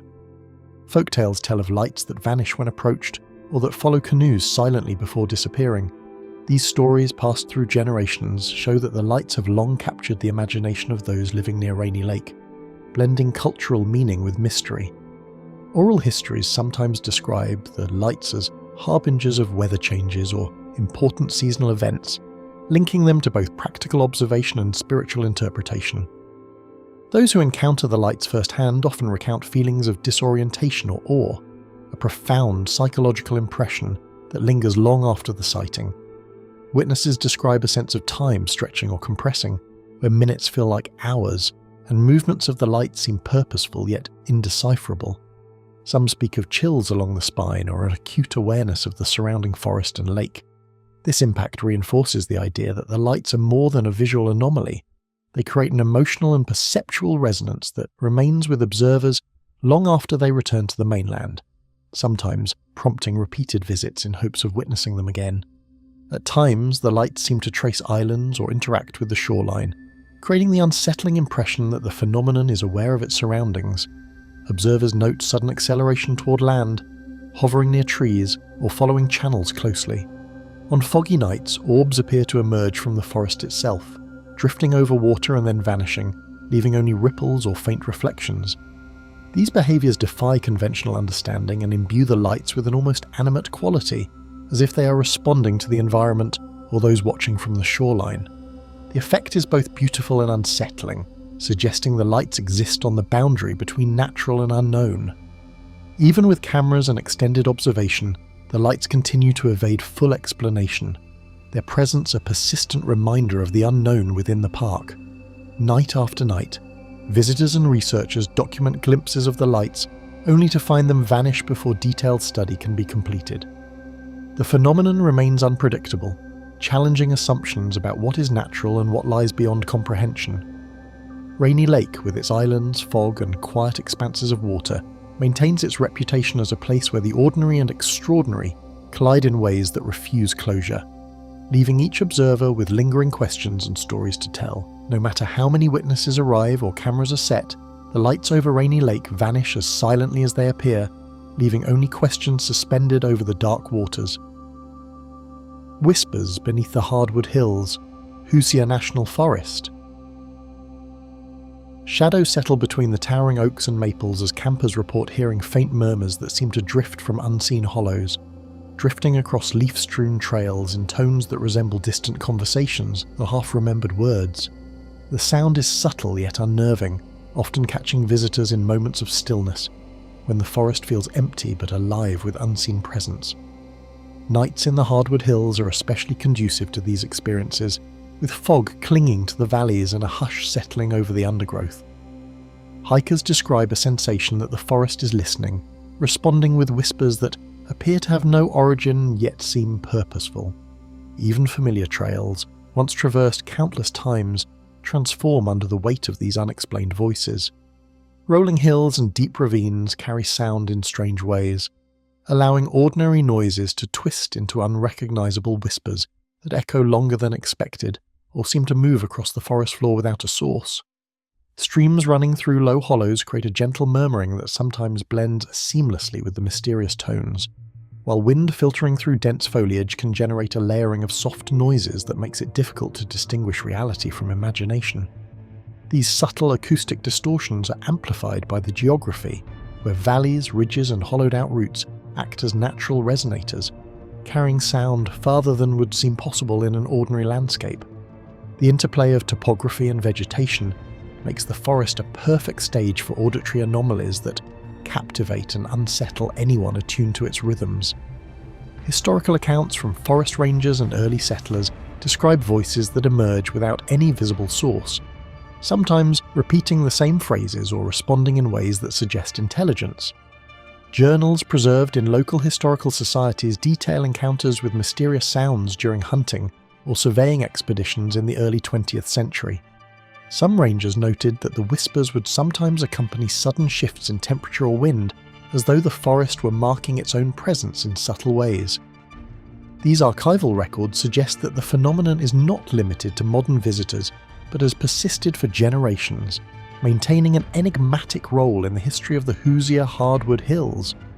Wind shifting through dense hardwood canopies can mimic human tones, yet many occurrences defy the patterns of natural acoustics entirely, rising in cadence, fading, and reappearing in locations where no wind or movement is discernible. Park staff have tested multiple explanations, including the movement of branches and leaves, but numerous reports occur on calm nights with no discernible breeze. The unpredictability of pitch, volume, and repetition adds a layer of unease, creating a sense that the forest is a dynamic participant rather than a passive backdrop. Visitors often pause, straining to locate the source, only to find themselves surrounded by silence that feels deliberate and complete. Hikers recount sudden chills and fleeting words, often perceiving footsteps nearby when the forest is otherwise empty, as though unseen presences are walking alongside them. These experiences are sometimes accompanied by a deepening sense of isolation, even when other hikers are present. Individuals describe hearing names whispered, phrases incomplete, or indistinct patterns of consonants and vowels that give the impression of communication without content. The effect is profoundly disorienting. People stop, turn, and call out only to receive no reply. These auditory encounters leave a lingering sense of attention drawn elsewhere, an impression that something is observing without revealing itself. Certain hollows and river bends seem to attract repeated reports of whispers, suggesting patterns that have persisted for decades and are concentrated in specific microenvironments. Observers note that shallow depressions or low-lying clearings enhance the effect, producing a natural echo that extends the reach of even the faintest sound. Some trails, winding between steep hills, appear to act as conduits, carrying whispers further than anyone would anticipate. Visitors often remark that the whispers seem more pronounced near streams or wetlands, their tones rising and falling in a rhythm that seems synchronized with the movement of water and foliage. Local legends speak of spirits that guard the hardwood hills, their voices carried on the wind to warn or guide travelers. Ojibwe oral histories describe beings that dwell within trees and hollows, whispering advice or caution to those who enter their domain. Settlers' diaries and regional folklore contain similar accounts of voices emerging unexpectedly, warning of storms or marking boundaries. These stories intersect with modern reports, creating a continuum of perception that blurs the line between cultural interpretation and empirical observation. Some hikers report an instinctual awareness that accompanies the whispers, a feeling that they are being subtly guided or tested by forces beyond comprehension. Acoustic surveys conducted by park researchers capture faint anomalies, though no consistent source has ever been confirmed, leaving scientists both intrigued and puzzled. Microphones placed at key locations sometimes detect irregular pulses or soft tones that are not attributable to wildlife, machinery, or environmental interference. Spectrogram analysis reveals patterns in some instances, but they lack any recognizable structure or repetition that would provide clarity. Attempts to simulate the whispers using controlled sound sources fail to reproduce the erratic and responsive quality reported by human witnesses, reinforcing the notion that the phenomenon is not purely mechanical. Isolation intensifies perception, with darkness and stillness amplifying subtle sounds into experiences that feel deliberate and personal, causing hikers to interpret the environment as more animated than it might objectively be. Nighttime travel on narrow paths or along creek beds increases sensory focus, and the brain naturally fills gaps in perception, sometimes turning faint sounds into coherent speech. Yet multiple witnesses report nearly identical experiences at different times and locations, suggesting that while perception influences the phenomenon, it does not account for all reported occurrences. The effect is a combination of environment, expectation, and the forest's own enigmatic character. Even wildlife responses contribute to the effect. A sudden rustle, a bird taking flight, or a snapping twig can seem like deliberate interaction, making it difficult to differentiate between natural activity and the whispered voices. Owls calling from hidden perches, insects stirring in the leaf litter, and deer moving through the understory all create a layered soundscape. When combined with human focus and anticipation, these noises can appear coordinated, forming patterns that feel communicative or responsive. Observers describe the forest as being alive in a conscious way, responding to their presence without revealing the cause of the murmurs. Modern hikers armed with recorders and GPS devices sometimes detect faint echoes or patterns that vanish upon closer inspection, leaving nothing tangible to explain their experiences. Audio playback occasionally captures murmurs, tones, or rhythmic pulses, but the sounds are inconsistent and often distorted. Attempts to locate a physical source repeatedly fail, reinforcing the idea that the whispers occupy a liminal space between perception, environment, and perhaps something more. Technology provides partial evidence, yet the mystery remains intact, preserving the forest's reputation as a domain that defies full comprehension. Despite extensive study and repeated observation, the whispers remain unexplained, lingering in the minds of those who encounter them long after they leave the forest. Visitor accounts, historical records, and scientific investigations converge to document a persistent mystery, yet none offer closure. The hardwood hills of Hoosier National Forest continue to shelter these subtle, elusive sounds, making the environment feel simultaneously familiar and unsettling.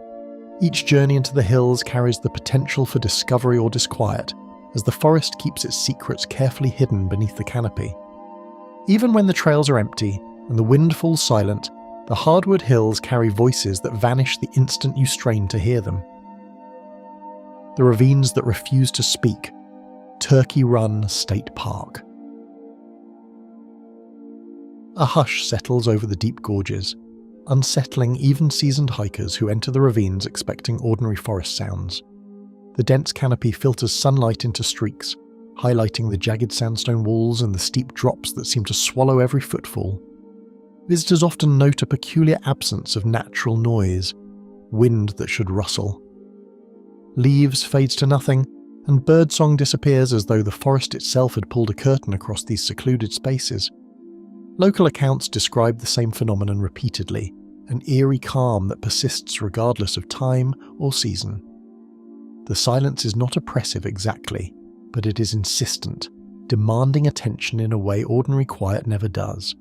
Hikers describe the effect as almost tactile, a weight pressing lightly yet firmly on the senses, suggesting that sound is being selectively removed from the environment itself. Jagged sandstone walls rise abruptly, creating natural chambers that warp perception and trap echoes in unpredictable ways. Erosion over thousands of years has carved narrow corridors, overhangs, and small cliffside caverns where sound bends strangely, sometimes returning as a whisper, other times vanishing entirely. Water trickles along hidden channels, yet the usual babble of a stream is muted or distorted. The ravines are layered, folding upon themselves so that an observer cannot see the full expanse at once. Shadows stretch unnaturally, and shifting sunlight produces optical illusions along the walls, making distances difficult to judge. Each geological feature seems purposeful, as if the Earth intended these spaces to be inscrutable.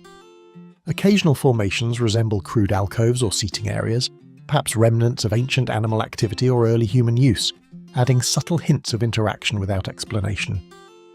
Accounts from early Indiana surveyors describe areas where footsteps, voices, and the rustle of leaves vanish without explanation.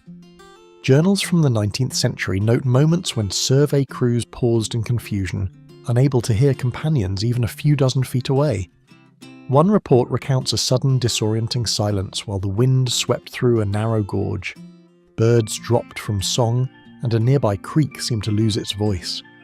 These historical observations suggest the phenomenon is not new, nor tied to modern human activity, reinforcing a sense that the ravines themselves harbour a persistent, unspoken authority over sound and movement. Many of the survey entries also hint at an instinctive caution, a wariness almost superstitious in tone, as if surveyors recognised that the landscape carried its own rules beyond human understanding. Breezes funnel through narrow crevices, sometimes carrying a single tone or dissipating all sound, producing an effect that defies expectation. Small openings between cliffs act like natural conduits, guiding air in precise paths that can make distant noises audible or erase them. Yet even scientific accounts of airflow cannot fully explain why, on certain days, the forest seems alive with presence but utterly mute. Hikers describe feeling a shift in the atmosphere, a subtle pressure in the chest as though the ravines themselves are watching and waiting, an intangible awareness that ordinary reasoning cannot capture. The air carries a faint scent of moss, damp stone and decaying leaves, enhancing the sense of immersion and making every sound, or lack thereof, more pronounced. Visitors report an uncanny stillness along the trails, or even distant animal calls seem muted or absent entirely. Deer move silently through the undergrowth, and birds vanish from their usual perches, leaving spaces that should be vibrant with life unexpectedly empty. Human voices carry unevenly, sometimes fading mid-sentence, causing disorientation and unease. This perceptual oddity has been described consistently across decades, with different generations of visitors noting that the ravines do not simply muffle sound. They seem to select what exists and what does not, leaving an environment that feels subtly manipulated and carefully controlled. A breeze might ripple a branch, yet no other motion accompanies it, creating a visual anomaly that intensifies the silent atmosphere. Repeated observations reveal specific gorges that consistently induce disorientation, suggesting the terrain itself enforces a peculiar pattern. Certain bends, ledges and narrow corridors are associated with a distinct shift in perception. Trails that seem direct suddenly extend farther than expected. A rock wall that appears near might recede when approached. The mind attempts to reconcile the sensory contradictions, but the ravines persist in subverting expectations. GPS readings occasionally conflict with visual impressions, adding to the sense that these landscapes exist partially outside of ordinary measurement, a place where maps and human senses alike fall short. Researchers note that even experienced hikers with precise compasses can feel subtly misaligned, a testament to the terrain's enigmatic influence. Moss-covered boulders and dense undergrowth appear to amplify the effect, concealing movement and heightening the sense of isolation. The thick underbrush absorbs sound while creating shadows that lengthen unnaturally, fostering a sense of invisibility or displacement. A fallen log may appear a few feet away, then reveal itself to be much closer or farther upon closer inspection. These subtle manipulations of scale and distance leave visitors questioning their perception, producing a quiet psychological tension that persists long after leaving the ravines. Even casual walkers report a sense of being observed, a lingering sensation that the forest is not passive but engaged in maintaining its secrecy. Tiny lichen-covered fissures on rocks seem to form patterns that the eye cannot fully interpret, adding to the impression of deliberate concealment. Environmental surveys indicate that air density, rock composition, and microclimates contribute partially, but no measurement fully accounts for the phenomenon. Sound studies show unusual absorption and reflection patterns in sandstone walls, and temperature gradients in narrow gorges may alter perception. Yet these scientific factors cannot explain why the silence persists in specific areas, while other nearby ravines behave normally. The effect is localized and persistent, suggesting that geological and atmospheric features interact with subtle, unknown factors to create an experience unlike any other in the region. Researchers have suggested that even seasonal changes, frost, rain, or humidity, can temporarily alter the acoustic properties, yet no seasonal pattern fully explains the phenomenon. Cognitive responses intensify the mystery, as hikers often interpret natural silence as intention, perceiving shapes, shadows, or subtle movements that may not exist. The mind fills gaps in expectation with imagined presences, amplifying unease. In these conditions, ordinary features such as tree trunks, rock outcrops, or falling leaves can appear sentient, moving in ways that defy observation. Even seasoned observers describe brief moments of vertigo, time distortion, or heightened alertness, as though the ravines themselves dictate a rhythm distinct from the outside world. Anecdotes of disorientation, paired with visual quirks of light and shadow, reinforce the perception that these spaces are subtly alive. Remnants of past human activity, faded trail markers, or scattered timber fragments linger in the ravines, their presence adding intrigue but offering no answers. Early logging or milling attempts are visible only in subtle markings, overgrown by centuries of moss and saplings. Artifacts like iron nails or decayed wooden stakes punctuate the landscape, silent witnesses to human passage. Yet no evidence clarifies the silence or unusual acoustics. These traces seem incidental, a reminder that people have tried to occupy or traverse the space, only to find themselves subject to its enigmatic influence. Old stone steps carved into narrow pathways hint at maintenance from an earlier era, yet their purpose remains mysterious.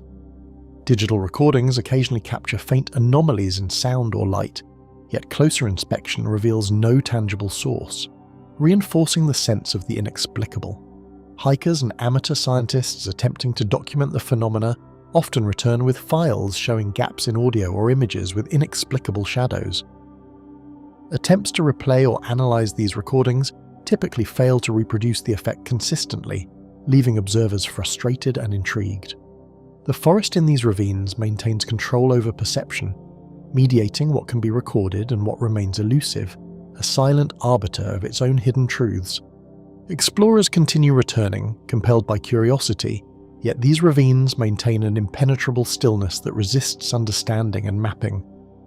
Every attempt to chart, measure, or fully experience the gorges encounters subtle resistance. Sounds fade, distances shift, and senses feel misaligned. Those who linger too long report an acute awareness of the forest's permanence versus human transience.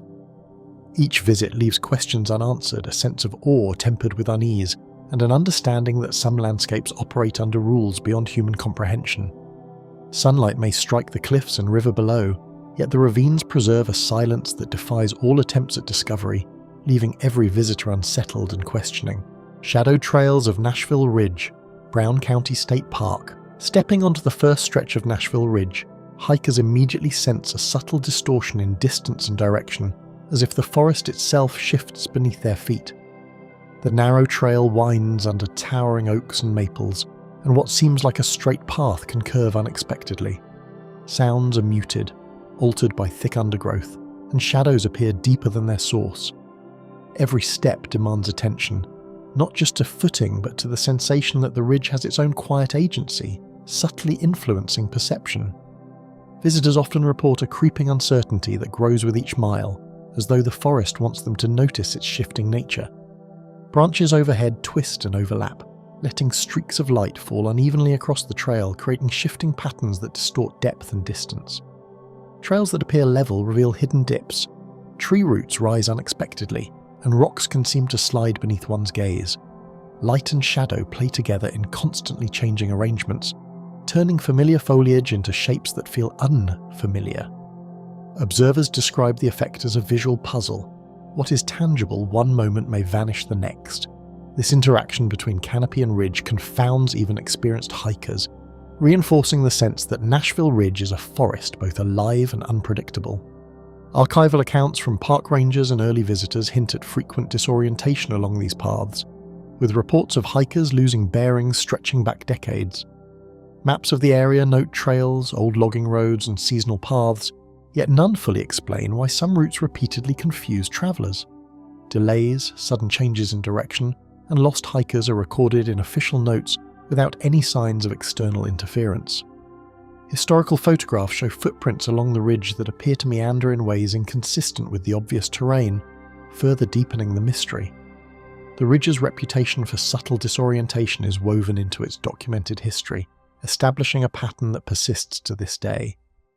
Animals follow unusual routines here, from birds abandoning typical perches to deer skirting open areas, contributing to a forest that feels inhabited yet strangely empty. Coyotes occasionally howl from unexpected directions, and squirrels may vanish from one side of the trail only to appear moments later on another. Seasonal migrations amplify this effect. Birdsongs seem displaced, echoing across ridges in ways that challenge spatial awareness. Even insects, normally predictable, swarm in unusual formations along sunlit clearings.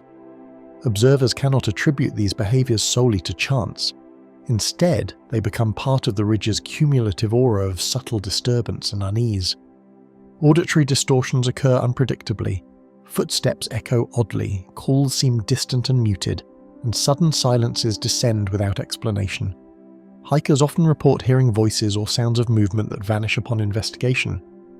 The forest dampens some noises while amplifying others, creating the sense that sound itself bends along the ridgeline. Streams and creeks contribute their own irregular rhythms, sometimes masking the approach of other hikers or the movements of animals. These auditory anomalies are rarely dangerous, yet they intensify the psychological tension as visitors struggle to trust their senses in an environment where perception seems unreliable. Morning mist and low-angle light produce shifting illusions along the trail, making roots, rocks, and dips appear to move or vanish as the observer advances. Fog clings to the valleys and slopes, creating pockets of concealment and revealing only fragments of the path ahead. As clouds drift across the sun, shadows lengthen and shrink unpredictably, giving the impression that the ridge itself breathes. Hikers often pause, attempting to reconcile what is visible with what they feel, only to find the landscape has subtly altered. These conditions persist throughout the seasons, demonstrating that the forest's influence over perception is not a single phenomenon, but a continuous effect of environment and topography. Even seasoned hikers experience vertigo or disorientation, their minds straining to reconcile visual and spatial contradictions imposed by the ridge's terrain. Trails intersect at improbable angles, and subtle rises or dips distort balance. Observers describe sudden feelings of lightheadedness or imbalance without an obvious cause, and compasses occasionally seem less reliable under dense canopy. Some attribute this to microclimates or magnetic variations caused by the underlying rock formations, but no definitive explanation satisfies the cumulative reports. The ridge challenges both physical navigation and cognitive stability, reminding travelers that even familiarity offers no immunity from the subtle manipulations of the forest. Documented searches along the trails have occasionally found hikers confused or delayed, yet no evidence suggests foul play or unnatural interference. Park authorities maintain logs of these occurrences, detailing times, locations, and physical conditions, but no external pattern emerges.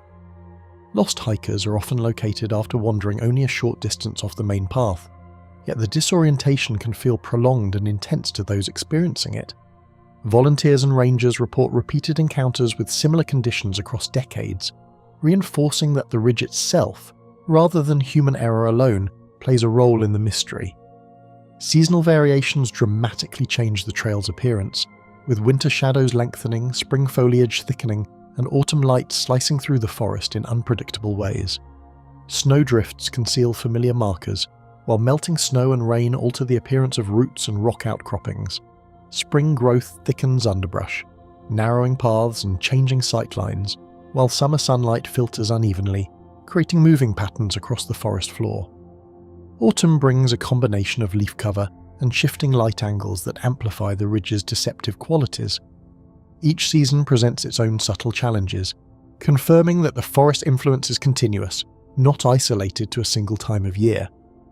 The interplay of intersecting paths, ridges, and natural inclines creates loops and dead ends, producing the impression that the trail itself resists simple navigation.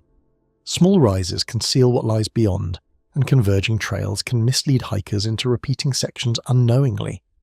Even carefully marked trails do not fully mitigate this effect, as the ridge's topography and vegetation create visual barriers that confuse orientation. Maps often fail to capture these subtle illusions, and GPS devices, while accurate, cannot correct the mind's misperceptions. Visitors describe an unsettling sense that the ridge is deliberately obscuring its paths, as if it possesses awareness of those who walk its trails. Accounts from repeated visitors reveal a consistent pattern of disorientation, fleeting glimpses, and subtle anomalies that remain unexplained despite modern tools and experience. Hikers describe seeing shapes out of the corner of their eyes, shadowy figures that vanish upon direct observation. Sounds appear to originate from impossible angles, and changes in the slope or trail surface can feel exaggerated or unnatural. Multiple independent reports align in detail, suggesting that the ridge's effects are more than anecdotal. The consistency of these experiences across time reinforces the forest's reputation as a place where perception and reality diverge in small but persistent ways. Even after leaving the ridge, travelers describe a lingering tension, an impression that the trails themselves remember every footstep and retain the forest's silent will. Memories of subtle shifts, unusual echoes, and fleeting visual oddities persist in the mind long after departure. hikers report a renewed wariness when returning to other trails, as if the ridge imparts a residual influence that affects perception elsewhere. This lasting unease contributes to the mythos of Nashville Ridge, marking it as a location where natural beauty coexists with an inexplicable, almost sentient subtlety. One walk along these shadowed paths can stretch time, leaving even the most confident hikers unsettled by a forest that conceals more than it ever reveals. The Sandstone Murders and the Silence, Starved Rock State Park. The sandstone canyons at Starved Rock State Park rise from the Illinois River Valley in silent testimony to eons of wind, water and ice shaping the earth, and the park's beauty draws hundreds of thousands of hikers each year. Here, among trails that follow ancient glacier-carved ravines and beneath cliffs of rust-coloured stone, one of the Midwest's most infamous true crime mysteries unfolded in March 1960, when 3 middle-aged women disappeared into the silent labyrinth of St. Louis Canyon and never returned. Their fates unknown until searchers stumbled upon a scene of violence that shook the region. On March 14th, Frances Murphy, 47, her close friends Mildred Lindquist, 50, and Lillian Oetting, also 50, had arrived at the Starved Rock Lodge on the edges of LaSalle Canyon for what was meant to be a quiet getaway from their suburban Chicago lives. After registering at the rustic lodge nestled among sandstone bluffs and icy waterfalls, the 3 women set out on a winter hike toward the narrow canyon that frays into the glacial bedrock, leaving behind the warmth of the lodge and the laughter of other guests. Their absence went unnoticed through the afternoon and evening, an omission that would later disturb critics of the case for its casual disregard of what should have been an obvious cause for concern. It would take 2 days and persistent phone calls from worried family for someone to realise something was terribly wrong, and only then did authorities and volunteers begin a search that would lead them deep into the canyon's cold rock corridors. On March 16th, searchers found all 3 bodies bound and beaten inside a shallow cave off one of the narrowest canyon trails, the victims partially disrobed and lying side by side beneath a low sandstone ledge, where snow and ice lingered even in early spring. Nearby, a bloodied frozen tree limb was later identified as the likely murder weapon, its bark smeared with the unmistakable proof of brutal force. The scene's violence contrasted vividly with the park's serene winter silence, and investigators struggled with both the brutality they uncovered and the absence of definitive clues. The victims' binoculars were dented, the camera they carried was found with its film intact amidst the snow, and no footprints were leading away from the site once rescuers had cleared surface snow in hopes of uncovering tracks. Eyewitnesses were non-existent, and forensic science in 1960 could only offer limited guidance, but one thread soon drew investigators' attention. The white twine used to bind the women's wrists matched a spool of kitchen twine at the Starved Rock Lodge, the same cord used by staff for mundane food tasks. This connection focused suspicion on Chester Uyghur, a 21-year-old dishwasher at the lodge who lived locally, and whose presence at Starved Rock was documented in employment records and interviews with staff. Uyghur became the subject of intensive questioning by Illinois State Police, and initial interviews revealed workers who reported seeing scratches on his face in the days after the murders. Throughout weeks of investigation, he underwent multiple polygraph tests, passing some while failing others, and detectives probed other suspected incidents loosely connected to the murders, including a 1959 case in a nearby park involving a bound teenage girl. The turning point came late in 1960 when, after nearly 8 months of surveillance, interrogation and mounting pressure, Uyghur confessed to killing the 3 women and even led police through a reenactment of the crime location deep in St. Louis Canyon. In January 1961, a trial in LaSalle County culminated in a guilty verdict for the murder of Lillian Oetting, earning Uyghur a life sentence in prison. Prosecutors chose not to pursue separate trials for the deaths of Frances Murphy and Mildred Lindquist once the life sentence was assured. Yet almost from the moment of his conviction, Uyghur, who had been just 21 at the time of the killings, maintained his innocence, claiming that he had been coerced into admitting guilt by detectives during prolonged interrogation and threatening circumstances that would be unheard of in modern investigative standards. This claim, largely dismissed by authorities for decades, became a rallying point for advocates who argued that empirical evidence linking Uyghur directly to the murders was either weak or non-existent. For decades, Uyghur lived behind bars, making repeated parole attempts that were denied until 2019, when the Illinois Prisoner Review Board granted him release after nearly 60 years. Even though he continued to insist he was not the killer, his struggle to clear his name became a central theme for those who believed the case had been mishandled from the beginning. Despite new DNA tests on hair found at the crime scene pointing to unknown individuals and insinuating that the confession may have been false, courts have so far been reluctant to overturn the original verdict. The case has sparked renewed scrutiny in recent years, propelled in part by documentaries and renewed journalistic attention that examined not just the grim details of the murders, but also the vast shadows of doubt cast over the investigation's conclusions. Some locals and crime historians argue that the physical evidence, including untested hairs and disputed eyewitness accounts, was never fully or properly examined under modern forensic standards, leaving open the possibility that the true perpetrator was never identified. Adding to the unease are affidavits and testimony alleging that at least one law enforcement official privately suggested Uyghur was innocent and merely confessed under duress, words that, if true, paint a picture of flawed justice rather than clear resolution.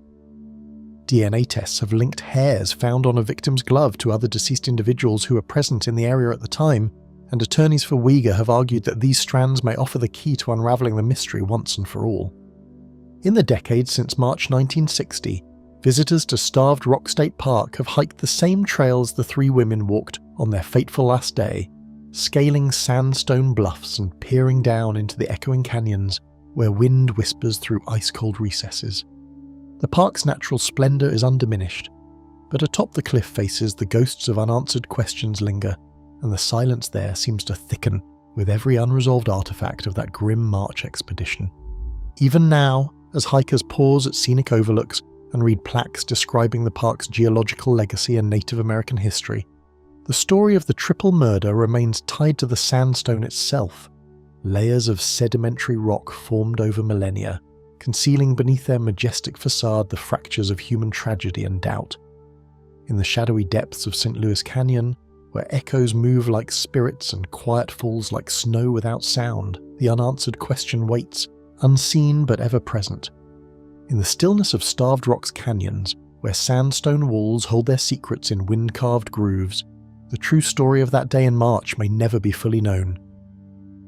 The hidden caves of the Shawnee Hills, Shawnee National Forest. Twisting corridors of limestone hide within the Shawnee Hills, their shadows concealing dangers that have unsettled those who dare to explore them. The hills rise in steep ridges, blanketed in dense hardwood forests, where streams carve narrow valleys and sunlight filters sparingly through the canopy. Hidden among the folds of rock and soil, the cave entrances are subtle, almost imperceptible, often mistaken for mere hollows or animal burrows. Over decades, hikers and spelunkers have described sudden chills, echoes that seem to move independently, and a quiet disorientation hinting at the forest's capacity to ensnare the senses long before any physical hazard is encountered. Over millennia, underground streams carved the cave's jagged walls, leaving a network of passages older than any human memory. Layers of limestone and sandstone reveal traces of ancient glacial movement and mineral deposits, while stalactites and stalagmites grow imperceptibly, recording the slow passage of time in stone. Archaeologists have found evidence that Native Americans once used some caverns for temporary shelter or ceremonial purposes, though many passages remain unexplored. The intricate topography, combined with sudden drops and tight squeezes, creates natural labyrinths where even the most cautious explorers can lose their bearings. Hikers returning from short treks into these caverns often recount strange injuries and missing equipment that defy easy explanation. Packs left on narrow ledges sometimes vanish. Ropes fray mysteriously, and cameras or flashlights are found later, in places that seem physically impossible to reach. Reports compiled by local forest authorities and volunteer spelunking groups detail dozens of incidents in which minor accidents or missing items occurred without any eyewitnesses, leaving only speculation and unanswered questions about the cave's hidden mechanisms. A small party once reported that sounds of dripping water seemed to shift around them, disorienting their sense of direction and time. Footsteps echoed inconsistently, and even the whispers of companions felt distant or delayed. Some described a faint vibration underfoot, subtle but enough to trigger an instinctive caution. Psychological tension escalated as the group navigated twisting passages, and the ordinary act of moving through the tunnels became a test of focus and endurance. These experiences suggest that the caves affect both perception and spatial awareness, complicating exploration beyond what mere darkness would dictate. Logbooks from forest officials describe abandoned gear and tracks that abruptly vanish, suggesting a phenomenon difficult to reconcile with natural causes. Items such as helmets, flashlights, and backpacks were sometimes found on ledges or in chambers no one could have easily reached. Ranger reports also mentioned partially erased footprints and impressions in dust or mud that disappeared upon returning, reinforcing the sense that the caves themselves interact with those who enter them. Each new account, though brief and factual, adds a layer of unease to the documented history of the Shawnee Hills subterranean labyrinths. Even carefully placed tools and packs frequently disappear or reappear damaged, baffling experienced explorers and investigators alike. One documented incident involved a set of climbing ropes left tied along a narrow ledge, later found frayed and partially hidden in a chamber several meters away, despite no human movement recorded in that section. The phenomenon has sparked theories ranging from shifting rock and minor collapses to the suggestion that hidden currents of air and water may carry objects unpredictably. Regardless of cause, each incident leaves visitors wary and reinforces the forest's reputation as a place where ordinary expectations fail. Medical notes detail scrapes and bruises inconsistent with typical slips, leaving physicians and park staff questioning how they occurred. Minor cuts along forearms and shoulders appear without corresponding falls, while sprains and twisted ankles often happen on surfaces that appear level and stable. Some explorers report sensations of being pushed or held back by an unseen force, a psychological impression corroborated by multiple independent accounts. These injuries, though rarely severe, contribute to a growing catalogue of incidents suggesting that the Shawnee Hills caves harbour more than physical challenges. They conceal subtle, persistent hazards that cannot be easily explained. Hidden pits, sudden drops, and narrow squeezes combine with pockets of icy air to create hazards that catch even seasoned spelunkers unaware. Small sinkholes open without warning, while sudden constrictions in the tunnels demand crawling or contorted movements. Air temperature can shift abruptly, and pockets of stale or damp air create a disorienting environment where sound carries unpredictably. Even with detailed maps and modern safety equipment, explorers frequently report an overwhelming sense of vulnerability, a recognition that these caves resist complete human control and impose their own rhythm on those who attempt to traverse them. Early 20th century spelunkers left journals describing fleeting shadows and whispering echoes that could not be traced to wind or wildlife. One entry recounts a narrow passage where the explorer swore he saw a dark figure move behind a stalagmite, vanishing before it could be approached. Another mentions voices that seemed to mimic his own commands or warnings, amplifying anxiety and forcing him to retreat. While these accounts cannot be verified in every detail, they are consistent with repeated modern reports, suggesting that the caves have long exerted a psychological influence over those who enter, blurring the line between imagination and reality. Reports consistently show that visitors travelling alone or in small groups are more likely to lose personal items, fueling speculation about the cave's disorienting effects. Hikers have returned with missing or damaged equipment, while companions report seeing footprints diverge from their known path and then disappear entirely. Search and rescue teams occasionally recover items from unexpected chambers, but the timing and placement often defy natural explanation. Patterns like these hint at a subtle, persistent force within the caves that interacts with human presence, whether through psychological pressure, environmental factors, or conditions yet to be scientifically documented. Today, some of the most fragile tunnels are off-limits, with signs warning of unstable rock and the potential for sudden flooding, yet curiosity continues to draw explorers. Guided groups must carry specialized equipment, navigate by headlamps and compasses, and remain acutely aware of air and sound conditions, yet even these precautions cannot eliminate the sense of unpredictability. Park management acknowledges that the caves, while fascinating and geologically important, are places where ordinary assumptions about movement and safety are often unreliable, leaving both casual visitors and seasoned spelunkers to contend with an environment that retains its mysteries.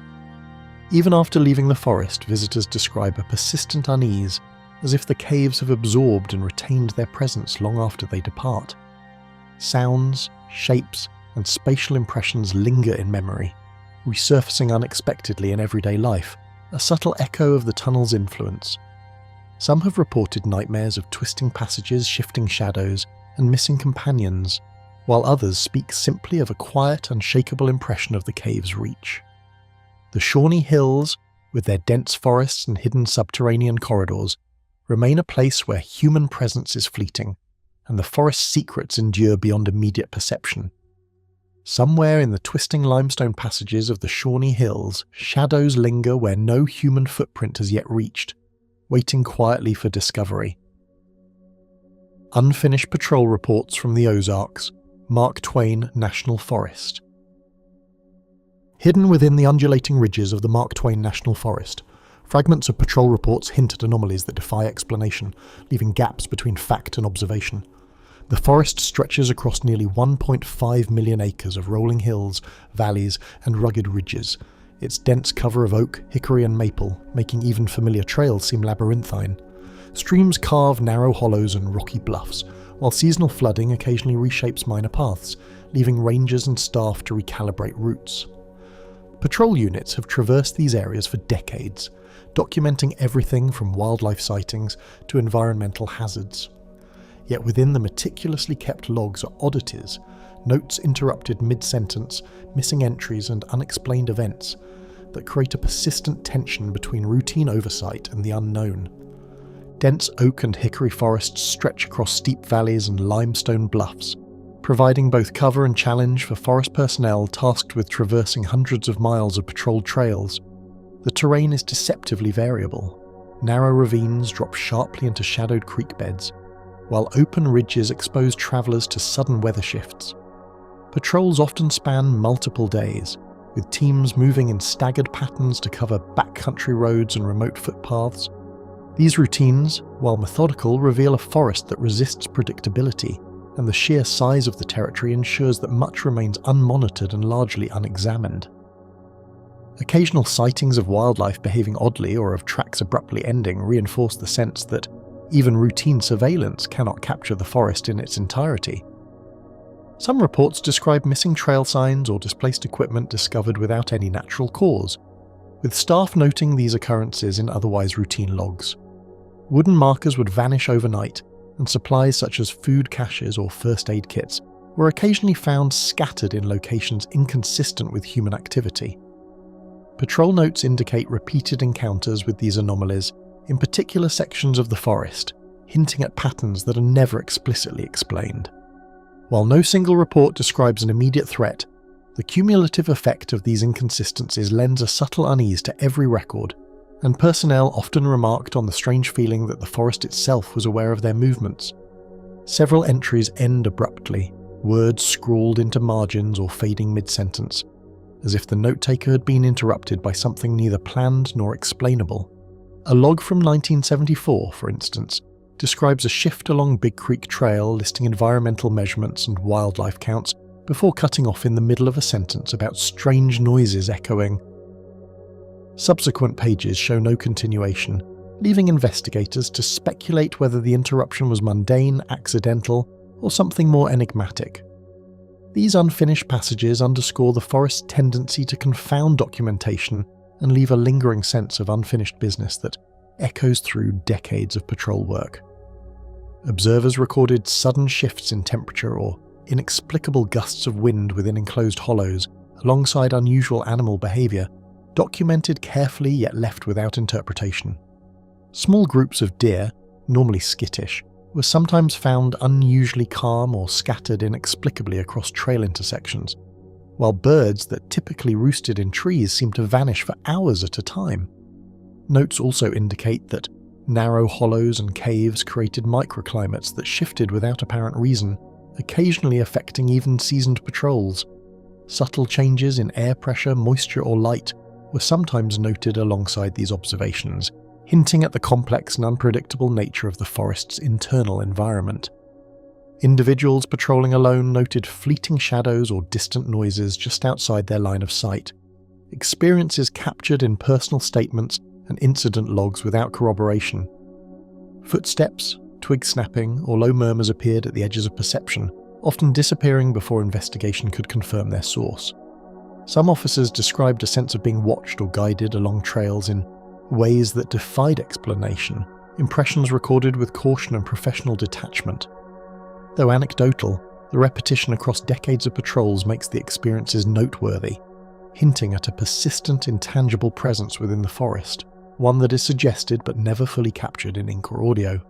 Review of multiple patrol routes revealed recurring locations and times when these strange occurrences appeared, suggesting a subtle consistency in the forest's unexplained phenomena. The gaps in logs and reports are not random. Anomalies cluster near ridgelines, seasonal creeks, and narrow hollows where weather, topography, and vegetation converge. Even minor deviations from mapped trails often coincide with missing markers or displaced supplies. This pattern, noted by forest staff over successive decades, highlights the forest's ability to shape both human perception and recorded experience, creating an enduring mystery embedded within official records.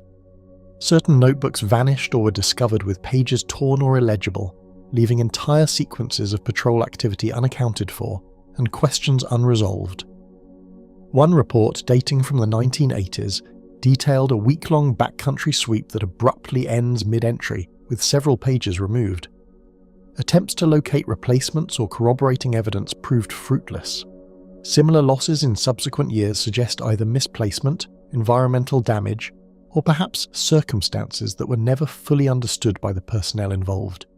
Each missing or altered record reinforces the sense that the forest operates partially outside the control of those tasked with monitoring it, and that some events were recorded only partially, like glimpses of something just out of reach. Archived cases report lost hikers, disoriented animals, and sudden minor injuries in areas frequently patrolled, corroborating the anomalies recorded in official notes.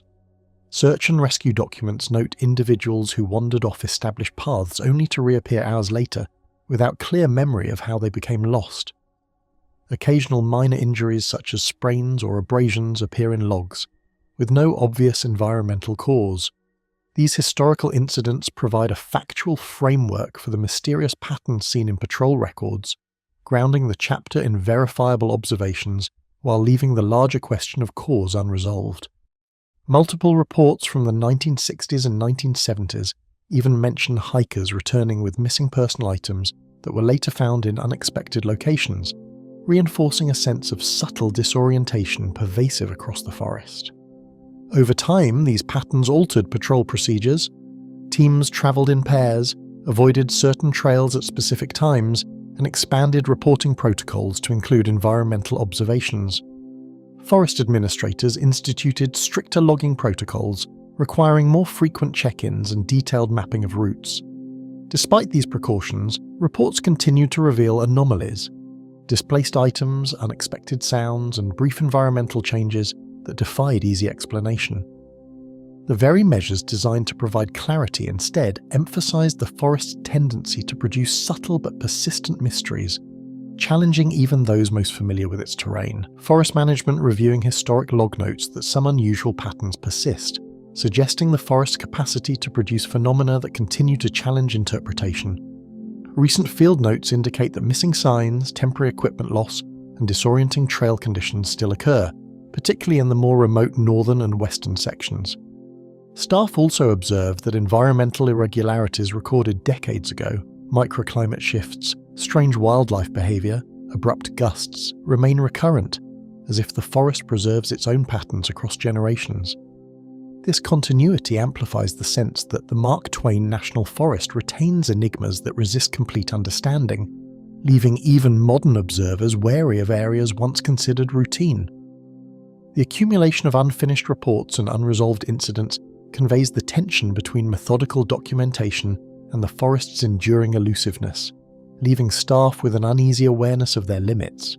For those who have spent years navigating the dense woods, the unfinished logs become almost tactile reminders of human vulnerability, paths that cannot be fully accounted for, events that cannot be fully explained, and patterns that linger just beyond the edge of comprehension. The Ozarks, in their rolling isolation, seem to guard these secrets with patient indifference, allowing glimpses but never full disclosure. The folders and notebooks gather dust in office drawers, each margin a whisper of events that the Ozarks themselves have refused to fully disclose. The forgotten camps of Lincoln Hills, Quiver River State Park. Shadows stretch across overgrown clearings where remnants of old camps lie scattered, each fire pit and weathered board silently marking lives that have long vanished. The forest of Lincoln Hills and Quiver River State Park sprawls across hundreds of acres of rolling woodland and steep hollows, where dense hardwoods block the sun in many areas. Trails once heavily used for recreation now wind past abandoned sites, their presence recorded only in faint footpaths, partially eroded fire pits, and the occasional moss-covered log.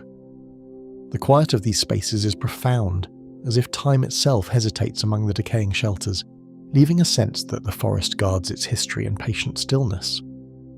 The Quiver River State Park, established in the 1940s, saw decades of hikers and campers whose footprints and shelters now fade beneath the forest's steady reclamation. Historically, families and youth groups explored the area for summer retreats and weekend trips, erecting tents, clearing fire rings, and leaving behind personal belongings in the process. Records and historical maps show clusters of temporary campsites scattered across the northern ridges and near creek bends, yet many of these locations are no longer actively maintained. The persistence of these abandoned spaces raises questions about the stories left behind, silent but persistent amid the forest's ongoing transformation. Tents, once erected for warmth and shelter, sag into the earth, and makeshift pathways wind through moss-laden ground where no one has walked for years. Poles lie broken, fabrics frayed by sun and rain, and the spaces once carefully cleared of underbrush now host ferns, saplings, and creeping vines. In some clearings, partial footprints remain, partially obscured by seasonal leaf litter, as if the campers disappeared before finishing their planned stay.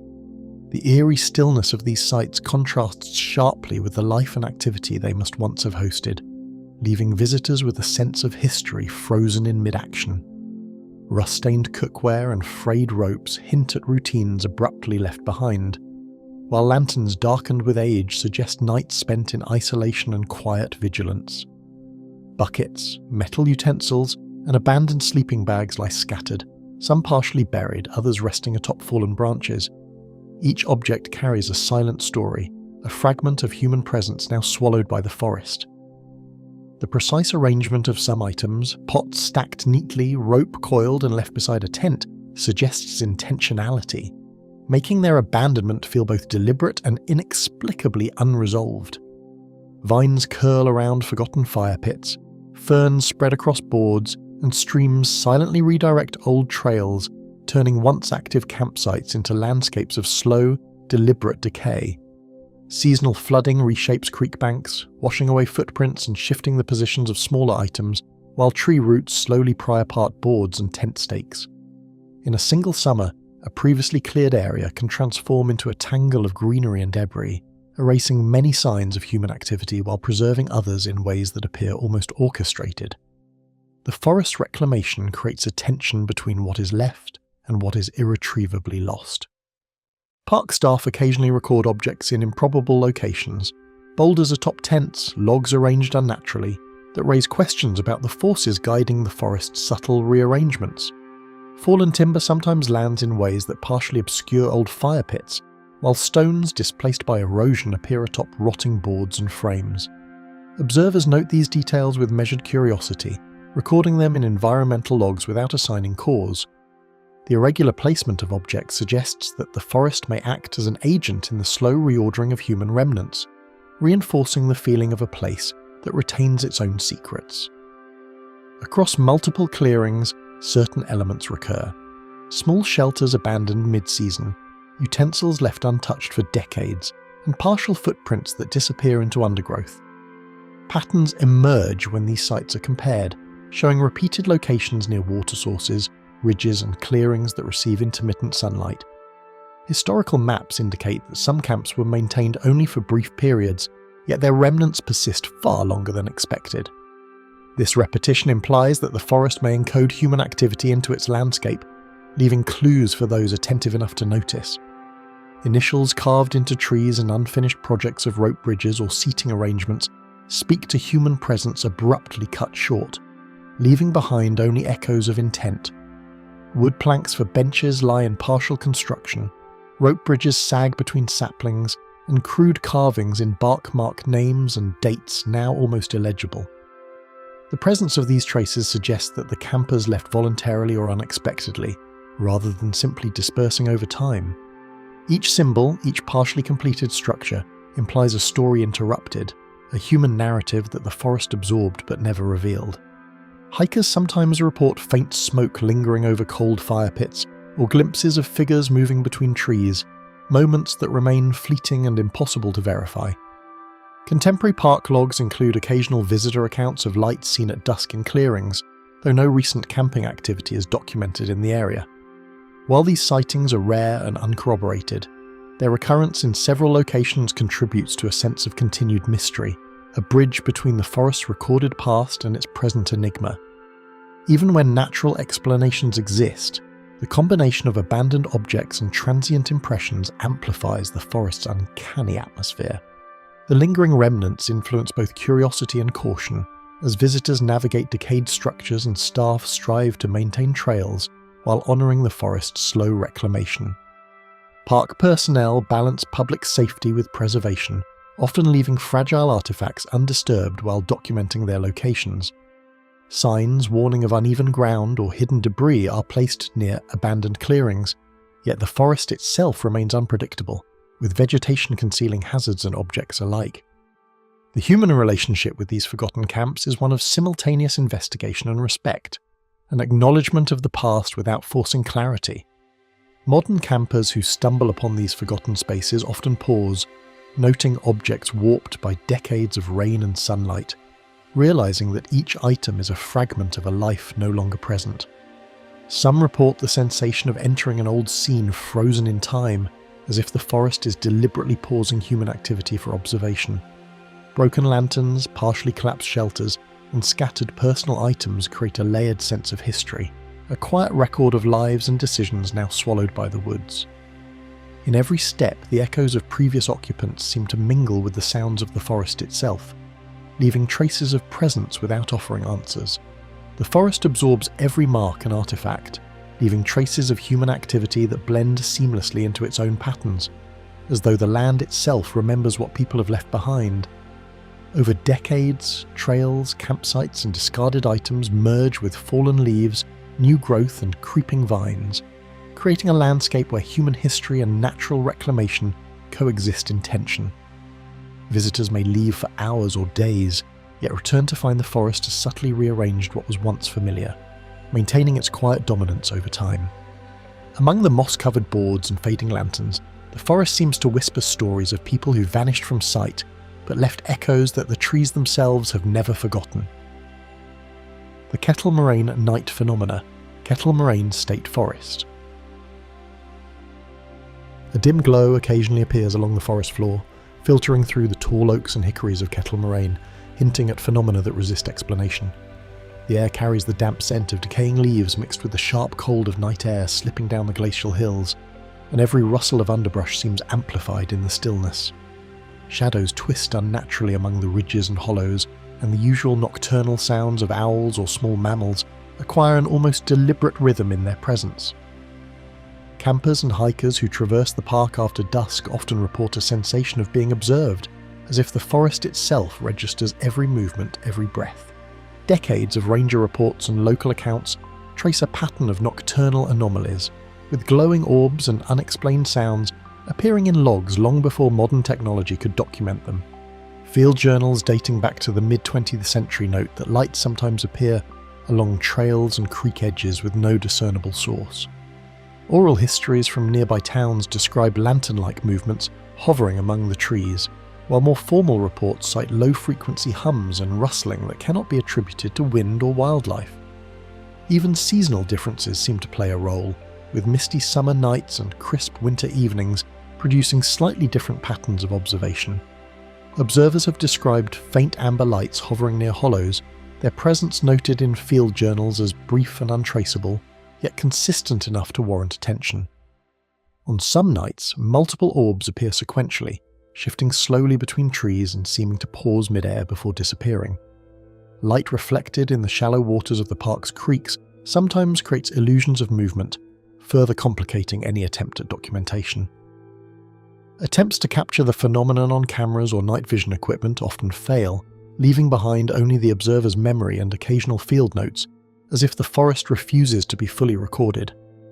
The rolling hills, narrow ravines, and glacial Kettle formations create pockets of shifting air and mist, which bend light and carry sound in ways that challenge ordinary perception.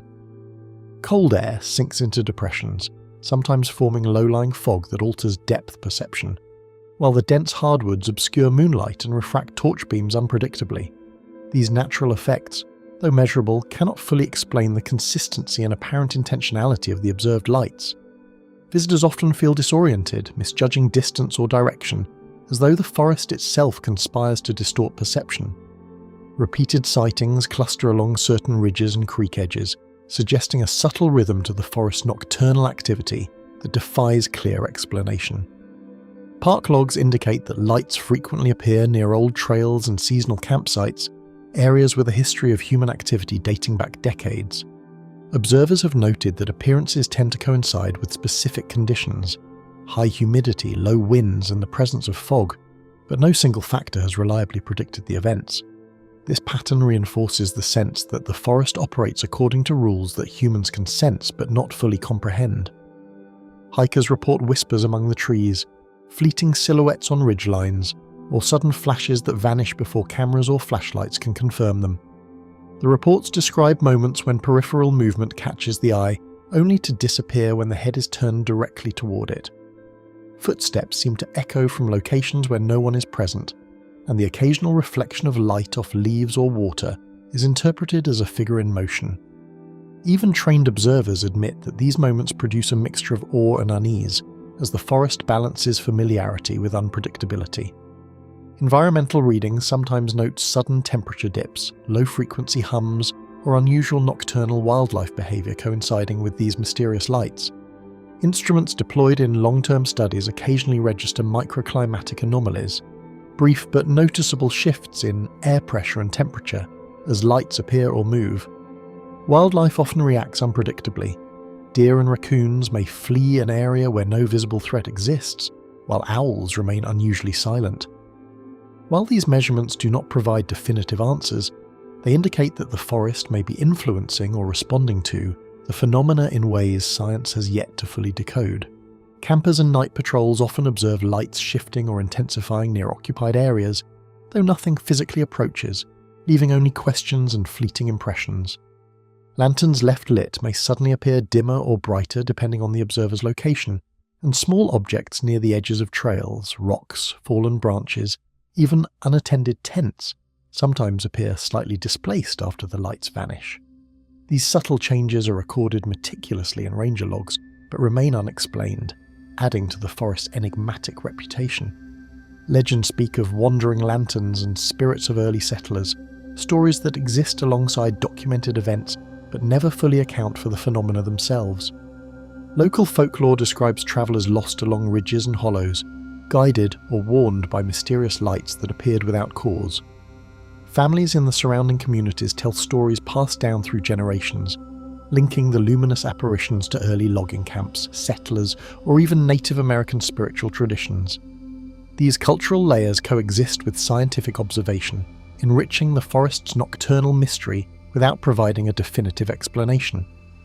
Mist rising from hollows can catch a flash of light and scatter it across trees, while low hums ripple through the forest floor, blending with rustling leaves in ways that suggest intelligence.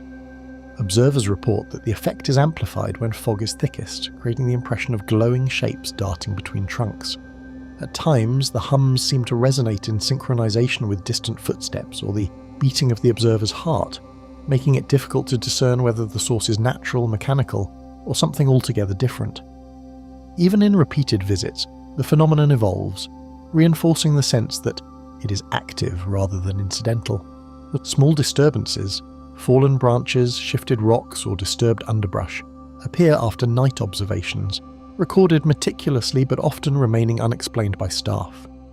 Trails that were carefully walked hours earlier may show subtle deviations, and leaves that were lying flat may now be slightly ruffled, hinting at a presence that leaves no trace beyond minor environmental changes. While no direct threat has been reported, these changes intensify the eerie atmosphere, as if the forest is subtly marking the observer's intrusion into its domain. The forest at night holds an uncanny patience, preserving the interplay of light and shadow, while keeping its nocturnal patterns mostly beyond comprehension. Every ridge, hollow and creek seems capable of producing variations in perception, and repeated visits reveal phenomena that shift in shape, intensity, or location. Observers are left with a heightened awareness of time and space, as though the forest imposes its own rhythm on human activity. Even when the lights vanish and the air returns to normal, the sensation lingers that Kettle moraine's hills and hollows retain knowledge of what occurred, quietly waiting to reveal it again. When darkness drapes over Kettle moraine, every flicker of light and echo of sound feels like a message the forest is not yet ready to deliver. Bray Road's forest edge encounters. Chequamegon-Nicolet National Forest. The narrow ribbon of Bray Road cuts through the dense pines and maples, its edges hiding movement that seems almost deliberate under the dim glow of dusk. Even on quiet evenings, the hum of tyres on asphalt is punctuated by sudden rustles from the tree line, as if the forest is exhaling around the road. Shadows stretch unnaturally across the shoulders, and ordinary roadside signs become warped silhouettes when viewed through the eyes of someone anticipating the unexpected. For generations, locals have sensed an undercurrent of vigilance here, an unspoken knowledge that the forest beyond is alive in ways ordinary maps cannot convey. Local newspapers and sheriff's logs from decades record reports of a towering figure glimpsed at twilight, each account adding to the area's uneasy reputation. These reports often emerged in clusters, described by hunters returning from evening excursions or drivers commuting home along the winding road. Although skepticism prevailed, patterns became apparent. Sightings occurred near similar bends in the road, usually during the fading light of early evening or the first hour after nightfall. Law enforcement occasionally followed up with investigations, finding only minor disturbances, broken branches or trampled grass, but never an explanation sufficient to close the case. Drivers describe a shadowy shape emerging briefly from the tree line, its form shifting between human-like and animalistic before vanishing into the darkness. Witnesses frequently emphasize the figure's height and agility, noting that it moves silently yet deliberately, crossing open fields with an uncanny speed. Sometimes it pauses at the tree line, observing with an intelligence that unnerves even experienced outdoorsmen. Efforts to capture photographic evidence are nearly always frustrated. Cameras fail to focus, and video often records only a fleeting blur, leaving the memory of the encounter as the sole testimony. Autumn fog and the pale gleam of moonlight combine to distort perception, turning ordinary forest shadows into shapes that defy explanation. Mist rising from low ground can reflect headlights in ways that suggest movement where none exists, and the uneven terrain plays tricks on depth perception. Even the wind seems complicit, carrying distant sounds across ravines and bending them in unpredictable directions. These conditions create an atmosphere where imagination and reality intersect, leaving travelers unsure if the glimpses they perceive are tangible or illusions born of the forest itself. Sightings often cluster near narrow curves, overgrown shoulders, and bridges, suggesting the presence is drawn to points where humans most closely skirt the forest. Multiple accounts describe the figure appearing near the same locations over decades, as if it marks or monitors particular areas. Bridges spanning small creeks, isolated culverts, and patches of forest with dense underbrush emerge repeatedly in witness descriptions. These recurring loci suggest more than random encounters. They imply the figure may follow its own patterns, untraceable yet consistent in their quiet observance. Hunters, joggers, and residents recount encounters marked by sudden awareness and instinctive fear, each testimony emphasizing the figure's unnatural stillness and speed. Several witnesses describe moments where the figure freezes at the edge of the trees, regarding them as if weighing their next move, before melting back into shadow. Children have reported seeing it from the edge of playgrounds adjacent to forest paths, and drivers occasionally describe heart-stopping moments where it crosses the road ahead of them, disappearing before they can react. The consistency across multiple reports lends credibility that something anomalous inhabits these margins. Law enforcement and wildlife specialists have documented tracks and disturbed underbrush, yet no animal or human presence fully accounts for the anomalies. Footprints occasionally appear, too large for known wildlife, but lacking the anatomical detail to suggest a human origin. Investigators have measured these impressions, photographed them, and monitored the sites with trail cameras, yet each attempt to capture clear evidence has ended inconclusively. The absence of definitive proof only intensifies the mystery, leaving professionals and locals alike to reconcile sightings with the inexplicable patterns recorded along the road. Legends of the Wisconsin Dogman intersect with recorded sightings, but eyewitnesses consistently insist the figure behaves with an intelligence beyond folklore.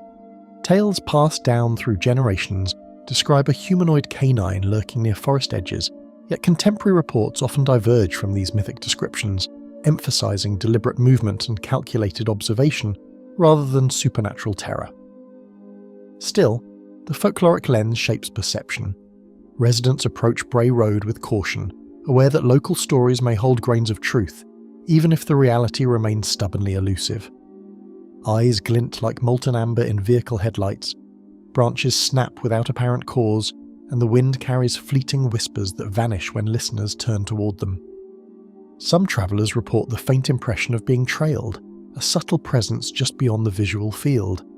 The sensation of scrutiny intensifies the further one ventures into the unbroken forest, with the landscape itself seeming to shift subtly under observation. Even those familiar with the road speak of a heightened alertness, a recognition that every sound and movement might signal more than the ordinary. Multiple reports describe the figure appearing along the same stretches at different times, hinting at a routine yet unexplained presence within the forest's edge. Witnesses occasionally note minor disturbances near the location of sightings, bent saplings, displaced rocks, or shallow impressions in the soft earth. These subtle signs persist even in areas without human foot traffic, reinforcing the perception that the figure operates according to its own unseen logic. For decades, observers have returned to these same spots, sometimes hoping to verify the stories, other times hoping to avoid them entirely. Residents slow their vehicles, avoid night travel, or call authorities after brief encounters, yet the figure retreats silently, leaving no trace other than a lingering unease. Some report spending hours watching the tree line, waiting for movement that rarely repeats, while others feel compelled to leave immediately after a glimpse.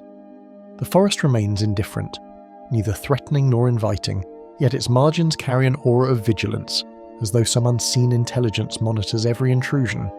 The road itself becomes a threshold, where the known world meets something concealed, and each passing shadow reminds observers of the forest's persistent secrets. Travellers who traverse it repeatedly speak of an almost ritual awareness, a need to track every sound, flicker, and reflection. The interplay of folklore, eyewitness testimony, and environmental ambiguity transforms the roadside into a liminal space, a place where certainty gives way to unease, and every edge conceals questions that have yet to be answered. At the edge of the forest, a figure waits in silence, glimpsed only by those who dare to travel after dark. The Appalachian fringe disappearances, Wayne National Forest. Mist rises over the ridges of Wayne National Forest, and the narrow hollows seem to swallow sound, creating a silence that feels both ordinary and unnervingly deliberate. The forest stretches across miles of rugged hills and dense undergrowth, where sunlight filters weakly through tall oaks and maples, casting shifting patterns across trails that have seen countless footsteps. On any given afternoon, the forest appears calm, even welcoming, yet beneath its serene exterior lies a history marked by unexplained vanishings. Locals speak quietly of edges where people disappear, and the knowledge of those missing casts a shadow that lingers over every ridge and hollow. Archived search and rescue logs trace a decades-long pattern of hikers, campers and hunters vanishing without explanation, leaving behind only scattered equipment or faint tracks. Some cases date back to the early 20th century, recorded in local newspapers and Forest Service notes, while others are more recent, appearing in state and county incident reports. Each entry tells a fragment of a story. Someone set out on a familiar trail and never returned, leaving friends and relatives with only the memory of their plans and the emptiness of unanswered questions. Patterns begin to emerge, but they raise more speculation than clarity, leaving authorities and observers puzzled. Early reports describe partially traversed trails, abandoned backpacks, and tents left in haste, suggesting sudden departures that no one could fully account for. Personal items often appear neatly arranged, or left exactly as if the person simply vanished mid-step, as though pulled away by an unseen force. Hikers have been found to leave behind packs containing food, maps, and survival gear, yet no further trace exists beyond the immediate area. Even experienced outdoorsmen report an unshakable sense of unease when walking these trails, a premonition that something about the forest is unknowable and impenetrable. Steep inclines, dense underbrush, and twisting valleys hindered thorough searches, making the forest topography a natural confounder in every investigation. Rescue teams frequently find themselves navigating narrow ridges that rise abruptly from hidden hollows, where footing is unreliable and sound carries unpredictably. Every search becomes a logistical challenge. What appears close in distance may require hours to traverse, and areas that appear open conceal hidden depressions and tangled vegetation. Even modern mapping technology struggles to capture the microtopography of the forest, leaving both searchers and missing persons at the mercy of the terrain itself. Repeated disappearances seem to occur near ridgelines and stream beds, often during periods of heavy fog or low visibility, hinting at conditions that might favour the unexplained. Witness statements frequently mention poor lighting, early morning mists, or evening shadows that make distances and shapes difficult to gauge. Tracks sometimes begin and end abruptly, as if the person or persons vanished mid-stride, and the terrain provides no natural explanation. Observers note that the missing often depart alone, which only compounds the sense of vulnerability and heightens the mystery surrounding these areas. Volunteers and family members recount strange anomalies, footprints that abruptly end, disturbed foliage in areas long walked, and sounds that suggest movement where none should exist. One report describes a hunter hearing hurried steps behind him, only to find the path empty when he turned.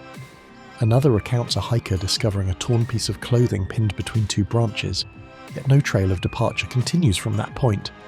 The repeated combination of physical traces and their sudden disappearance adds a layer of unnerving complexity to each case, as if the forest itself is rearranging its story around the missing. Forensic tracking, aerial surveys, and modern search technology frequently fail to locate subjects, leaving experts with only partial clues and growing frustration. Drones, infrared cameras, and grid-based searches provide glimpses of the forest floor, but often capture nothing beyond rustling branches or fleeting shadows. Even the most meticulous analysis of tracks and disturbed foliage produces inconclusive results, leaving searchers to question whether these vanishings follow patterns that defy conventional logic. Each unsuccessful search compounds the tension, reinforcing the forest's reputation as a place where ordinary investigation meets persistent uncertainty. The weight of uncertainty lingers for families, search teams, and local communities, as each unresolved disappearance fosters suspicion, fear, and a quiet sense of helplessness. Parents warn children to avoid certain trails after dark, hunters travel in pairs, and communities develop unspoken rules about which areas are safe to traverse. The psychological toll extends beyond those directly involved. Even casual visitors sense a tension in the air, a feeling that the forest holds more than trees and wildlife. Fear manifests in small ways: paused conversations, anxious glances toward the tree line, and an instinctive hesitation to step beyond familiar paths. Scrapes on tree trunks, sudden wildlife absence, and fleeting shadows suggest something in the forest operates beyond ordinary observation, resisting conventional explanation.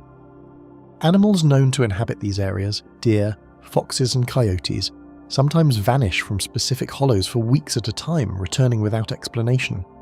Scratches on bark appear vertical and deliberate, as though marking or warning, yet no natural explanation suffices. Witnesses report glimpses of movement just beyond their field of vision, always at the periphery, fading as soon as they attempt to focus. Each subtle clue reinforces the forest's ambiguous and unsettling nature. Stories of vanishing travellers have seeped into local lore, with legends emphasising spirits of the ridges or forest guardians, yet recorded cases retain details that folklore alone cannot account for. Some tell of a shadowy figure that moves through hollows unseen, while others speak of whispers carried on the wind. Oral histories passed down through generations highlight the forest's reputation for swallowing the unwary, blending cautionary tale with unexplainable observation. The interplay of folklore and recorded disappearances blurs the line between legend and fact, leaving investigators and locals equally wary of the trails they traverse. Investigators return repeatedly to the same trails, combing the forest floor and ridges, yet the missing remain unaccounted for, and each search ends with questions unanswered. Teams document tracks, survey hollows and map ridge lines, yet every expedition reinforces the same pattern. The forest yields fragments and hints, but the full picture remains elusive. Some areas reveal traces that vanish within hours, while others offer nothing at all, leaving those involved to confront the reality that the forest may guard its secrets indefinitely. Every ridge and hollow holds a quiet presence, a reminder that the forest itself is indifferent to human scrutiny, preserving the unknown even as searchers comb its depths. The towering trees, steep valleys, and winding paths carry the echo of footsteps that will never be retraced, the whisper of vanished voices, and the weight of unanswered questions. Those who traverse the Appalachian fringe feel an unshakable awareness that some aspects of the forest exist beyond comprehension, and every venture becomes a negotiation with uncertainty itself. In the shadowed hollows and steep ridges of Wayne, the missing leave no trace but a lingering question that the forest will not answer. Voices in the Stone Valleys, Hocking Hills State Park. Fog drifts low along the sandstone gorges, carrying every footstep and whispered word into valleys that seem to stretch time itself. The cliffs rise sharply from narrow corridors, their reddish-brown walls layered and weathered by centuries of erosion, creating a labyrinth where sound behaves in unexpected ways. A faint call across the ravine can echo and twist, arriving back to its origin as a distorted whisper that unsettles even seasoned hikers. Trails wind through these hollows, where daylight filters in thin streams, illuminating moss-covered rock and the occasional trickle of a hidden stream, but the beauty of the landscape carries with it a quiet, persistent unease. Decades of written accounts and early park records mention faint voices and murmurs rising inexplicably from deep rock formations. Journal entries from the 1930s note hikers hearing their names called from nowhere, while more recent state and local records recount unexplained sounds that defy identification. Rangers documented these phenomena alongside routine trail notes, noting that the echoes sometimes responded to movement or seemed synchronized with environmental changes like fog or wind shifts. The accumulation of such records has created a persistent sense that the park's stone valleys harbor secrets audible to those who venture too close. Hikers often describe the unsettling sensation of words forming in the air, fading just as someone strains to understand them. A couple walking near Ash Cave reported hearing a low whisper of conversation, distinct enough to make them pause, yet no one was visible nearby. Another account recounts the faint sound of laughter bouncing off cliff walls in a place where silence should have prevailed. Such experiences are shared in hushed tones, as if speaking of them too loudly might summon the same elusive presence. The forest seems to play with perception, blurring the line between imagination and reality. Massive cliffs and narrow overhangs bend and trap sound, producing echoes that overlap and twist into patterns no human could create naturally. Geologists note that the porous sandstone absorbs and redirects frequencies, while concave formations focus sound in unexpected directions. Wind moving through crevices can carry tiny noises over hundreds of feet, amplifying them or creating unnatural resonance. Even subtle changes in humidity and temperature affect how sounds propagate, meaning a whisper in one valley can return as an eerie chorus minutes later. The landscape itself becomes a stage, orchestrating every step and word with invisible precision. Certain hollows consistently produce repeated noises, particularly near streams or shadowed crevices, suggesting the forest itself channels these phenomena. Hikers who frequent Old Man's Cave or Cantwell Cliffs report a heightened sensitivity to echoes, noticing that even the smallest movements, branches snapping underfoot, water trickling over stone, generate anomalous sounds that appear to respond to them. Some have compared the effect to walking through a living amphitheatre, where the walls themselves participate in a subtle, haunting conversation. Patterns emerge, yet no explanation fully accounts for why certain corridors seem more active than others. Devices left to record ambient sounds frequently capture faint footsteps, whispered phrases, or unidentifiable hums without any visible origin. Audio logs often reveal low, rhythmic pulses that resemble voices yet contain no linguistic structure. Recordings from the same location at different times of day can yield drastically different results, amplifying the sense that the valleys operate on their own rules. Occasionally, playback reveals phrases that were not perceptible to the human ear at the time, deepening the mystery and raising questions about perception and reality in these spaces. Acoustic researchers have attempted to map sound propagation through the valleys, yet each measurement raises more questions than answers. Microphones placed along ledges, cliff bases and hollow floors have produced data showing echo patterns unlike those of typical outdoor environments. Sound seems to bend around corners and reflect in ways inconsistent with known physics, suggesting that either the terrain itself or some unknown factor alters auditory experience. Investigators often leave with more uncertainty than they began, recognizing that conventional methods may be inadequate for understanding the forest's strange acoustics. Those who wander the sandstone corridors often report tension, a heightened awareness of every movement and rustle, accompanied by the uneasy impression of being observed. Even groups travelling together describe moments of acute isolation, as if each person's presence triggers unique auditory phenomena. The forest creates a sense of immediacy and intimacy, where a footstep might echo like multiple presences or a whispered sound seems to follow one hiker while leaving others untouched. Time and space appear to warp audibly, adding to the psychological weight of the experience. Stories speak of spirits lingering among the stones, carrying conversations from centuries past and imparting a sense of timelessness to the park. Local oral histories suggest that the valleys may be vessels of memory, where sounds of long-ago travellers persist in echoes. Some speak of Native American traditions, where rocks and cliffs are imbued with the voices of ancestors, though recorded accounts focus more on inexplicable auditory events than specific cultural interpretations. These tales coexist with modern observations, merging folklore with the documented experiences to reinforce the forest's reputation as a place where sound holds its own secrets. Accounts of voices and unusual echoes have remained consistent across generations, demonstrating that the phenomenon is not confined to a single era. Observations from the 1970s align with recent accounts, suggesting that these auditory anomalies are neither fleeting nor coincidental.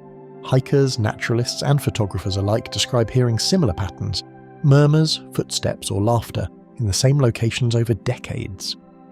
The consistency of experience implies that the mystery is inherent to the valleys themselves, independent of individual perception or imagination. Individuals navigating the twisting corridors move with caution, aware that curiosity may lead them closer to sounds that defy explanation or vanish without a trace. Some attempt to follow echoes or call back to them, only to find the response disappears or morphs into something entirely different. Paths that appear straightforward can feel disorienting when sound moves unpredictably, making the act of walking itself a study in both patience and vulnerability. The forest teaches careful attention, revealing that even ordinary steps can produce extraordinary effects in these stone corridors. Every alcove and cliffside seems to possess its own resonance, leaving those who enter aware that sound in these valleys may have a life of its own. The forest's natural acoustics transform each movement and utterance into something both intimate and alien, a reminder that the environment is alive with echoes that do not belong entirely to the present. Even as sunlight fades and shadows lengthen, the sandstone corridors continue to hold sound, memory, and unanswered questions, creating a space that is at once beautiful and profoundly unsettling. From the twisting corridors and shadowed ravines of Hocking Hills, the whispers rise and fade, leaving only the echo of a question that refuses to be answered. The Manistee River Corridor Mysteries, Manistee National Forest. The river curves through dense hardwoods, its dark waters concealing hidden banks and forested inlets where human traces appear and vanish without explanation. Along the quiet stretches, sunlight filters through the canopy and scattered beams, reflecting off ripples and fallen leaves, yet the forest floor and riverbanks hold subtle signs of activity that seem impossible to trace.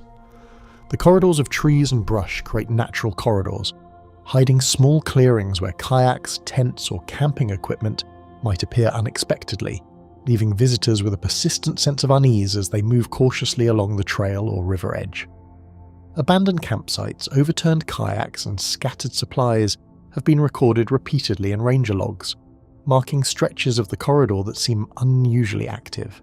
In one instance, a tent pitched near a bend in the river was found collapsed and partially hidden under fallen branches, with cookware left neatly in place, as if the occupants had vanished mid-activity. Patrols documented similar occurrences along hidden tributaries, noting a pattern of abandoned gear that defied any typical explanation of forgetfulness or weather damage. Such entries in official logs reinforced the corridor's reputation as a place where ordinary rules seem suspended. Those navigating the trail or waterway occasionally stumble upon footprints that lead into thick underbrush and disappear, leaving no indication of their origin. Boots, sneakers, or bare feet appear to traverse the loamy soil in random directions, crossing and recrossing each other in ways that suggest movement without visible travellers. Even when attempts are made to follow these tracks, they often vanish within yards, swallowed by leaf litter or moss-covered roots.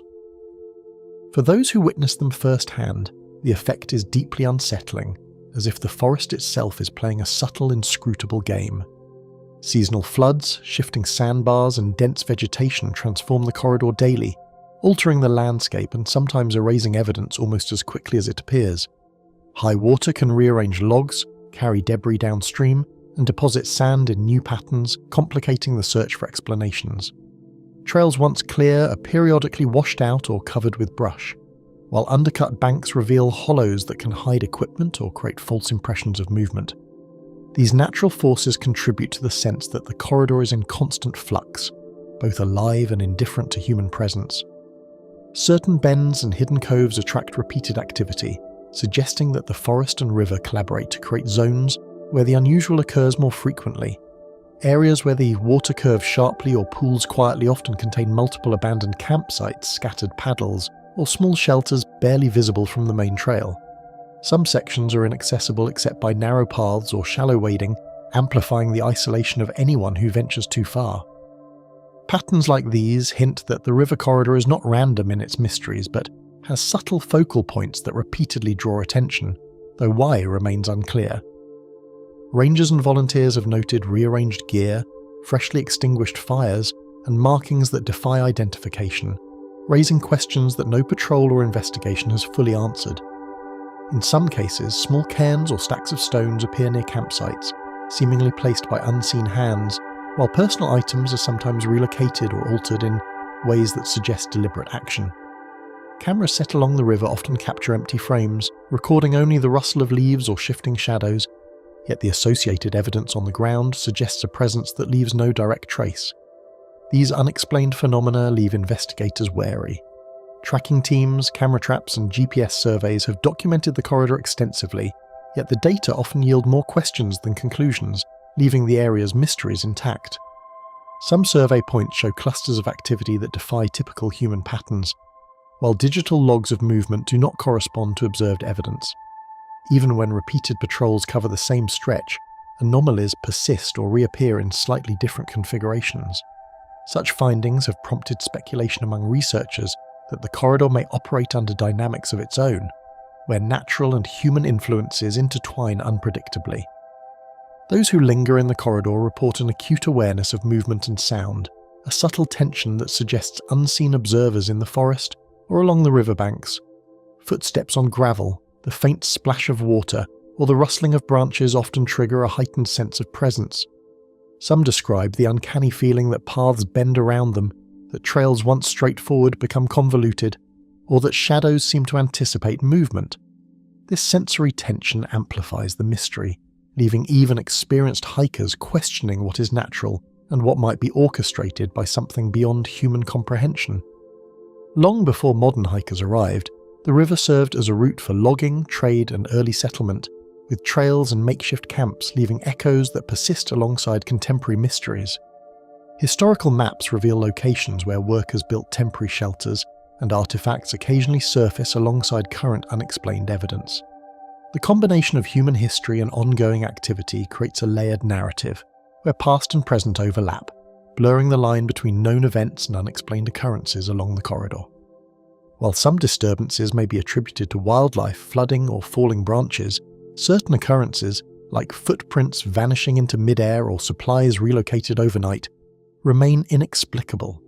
Local wildlife, including deer and beavers, undoubtedly leave tracks or move objects, yet the scale and consistency of some anomalies suggest an element beyond the ordinary.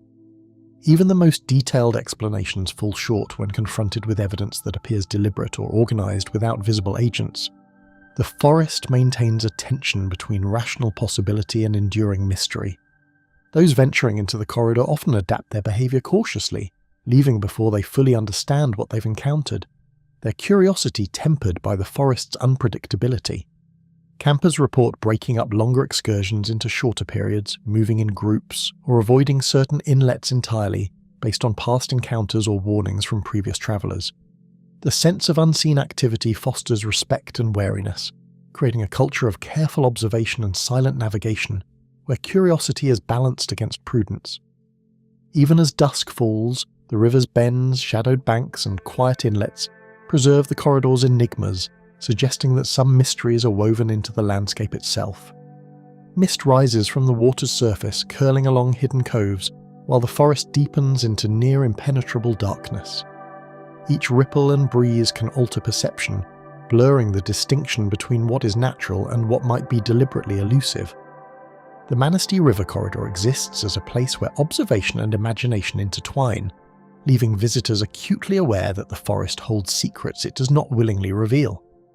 Along the winding Manistee River, abandoned camps and vanished footsteps linger like whispers of the forest, marking paths that no one can fully trace.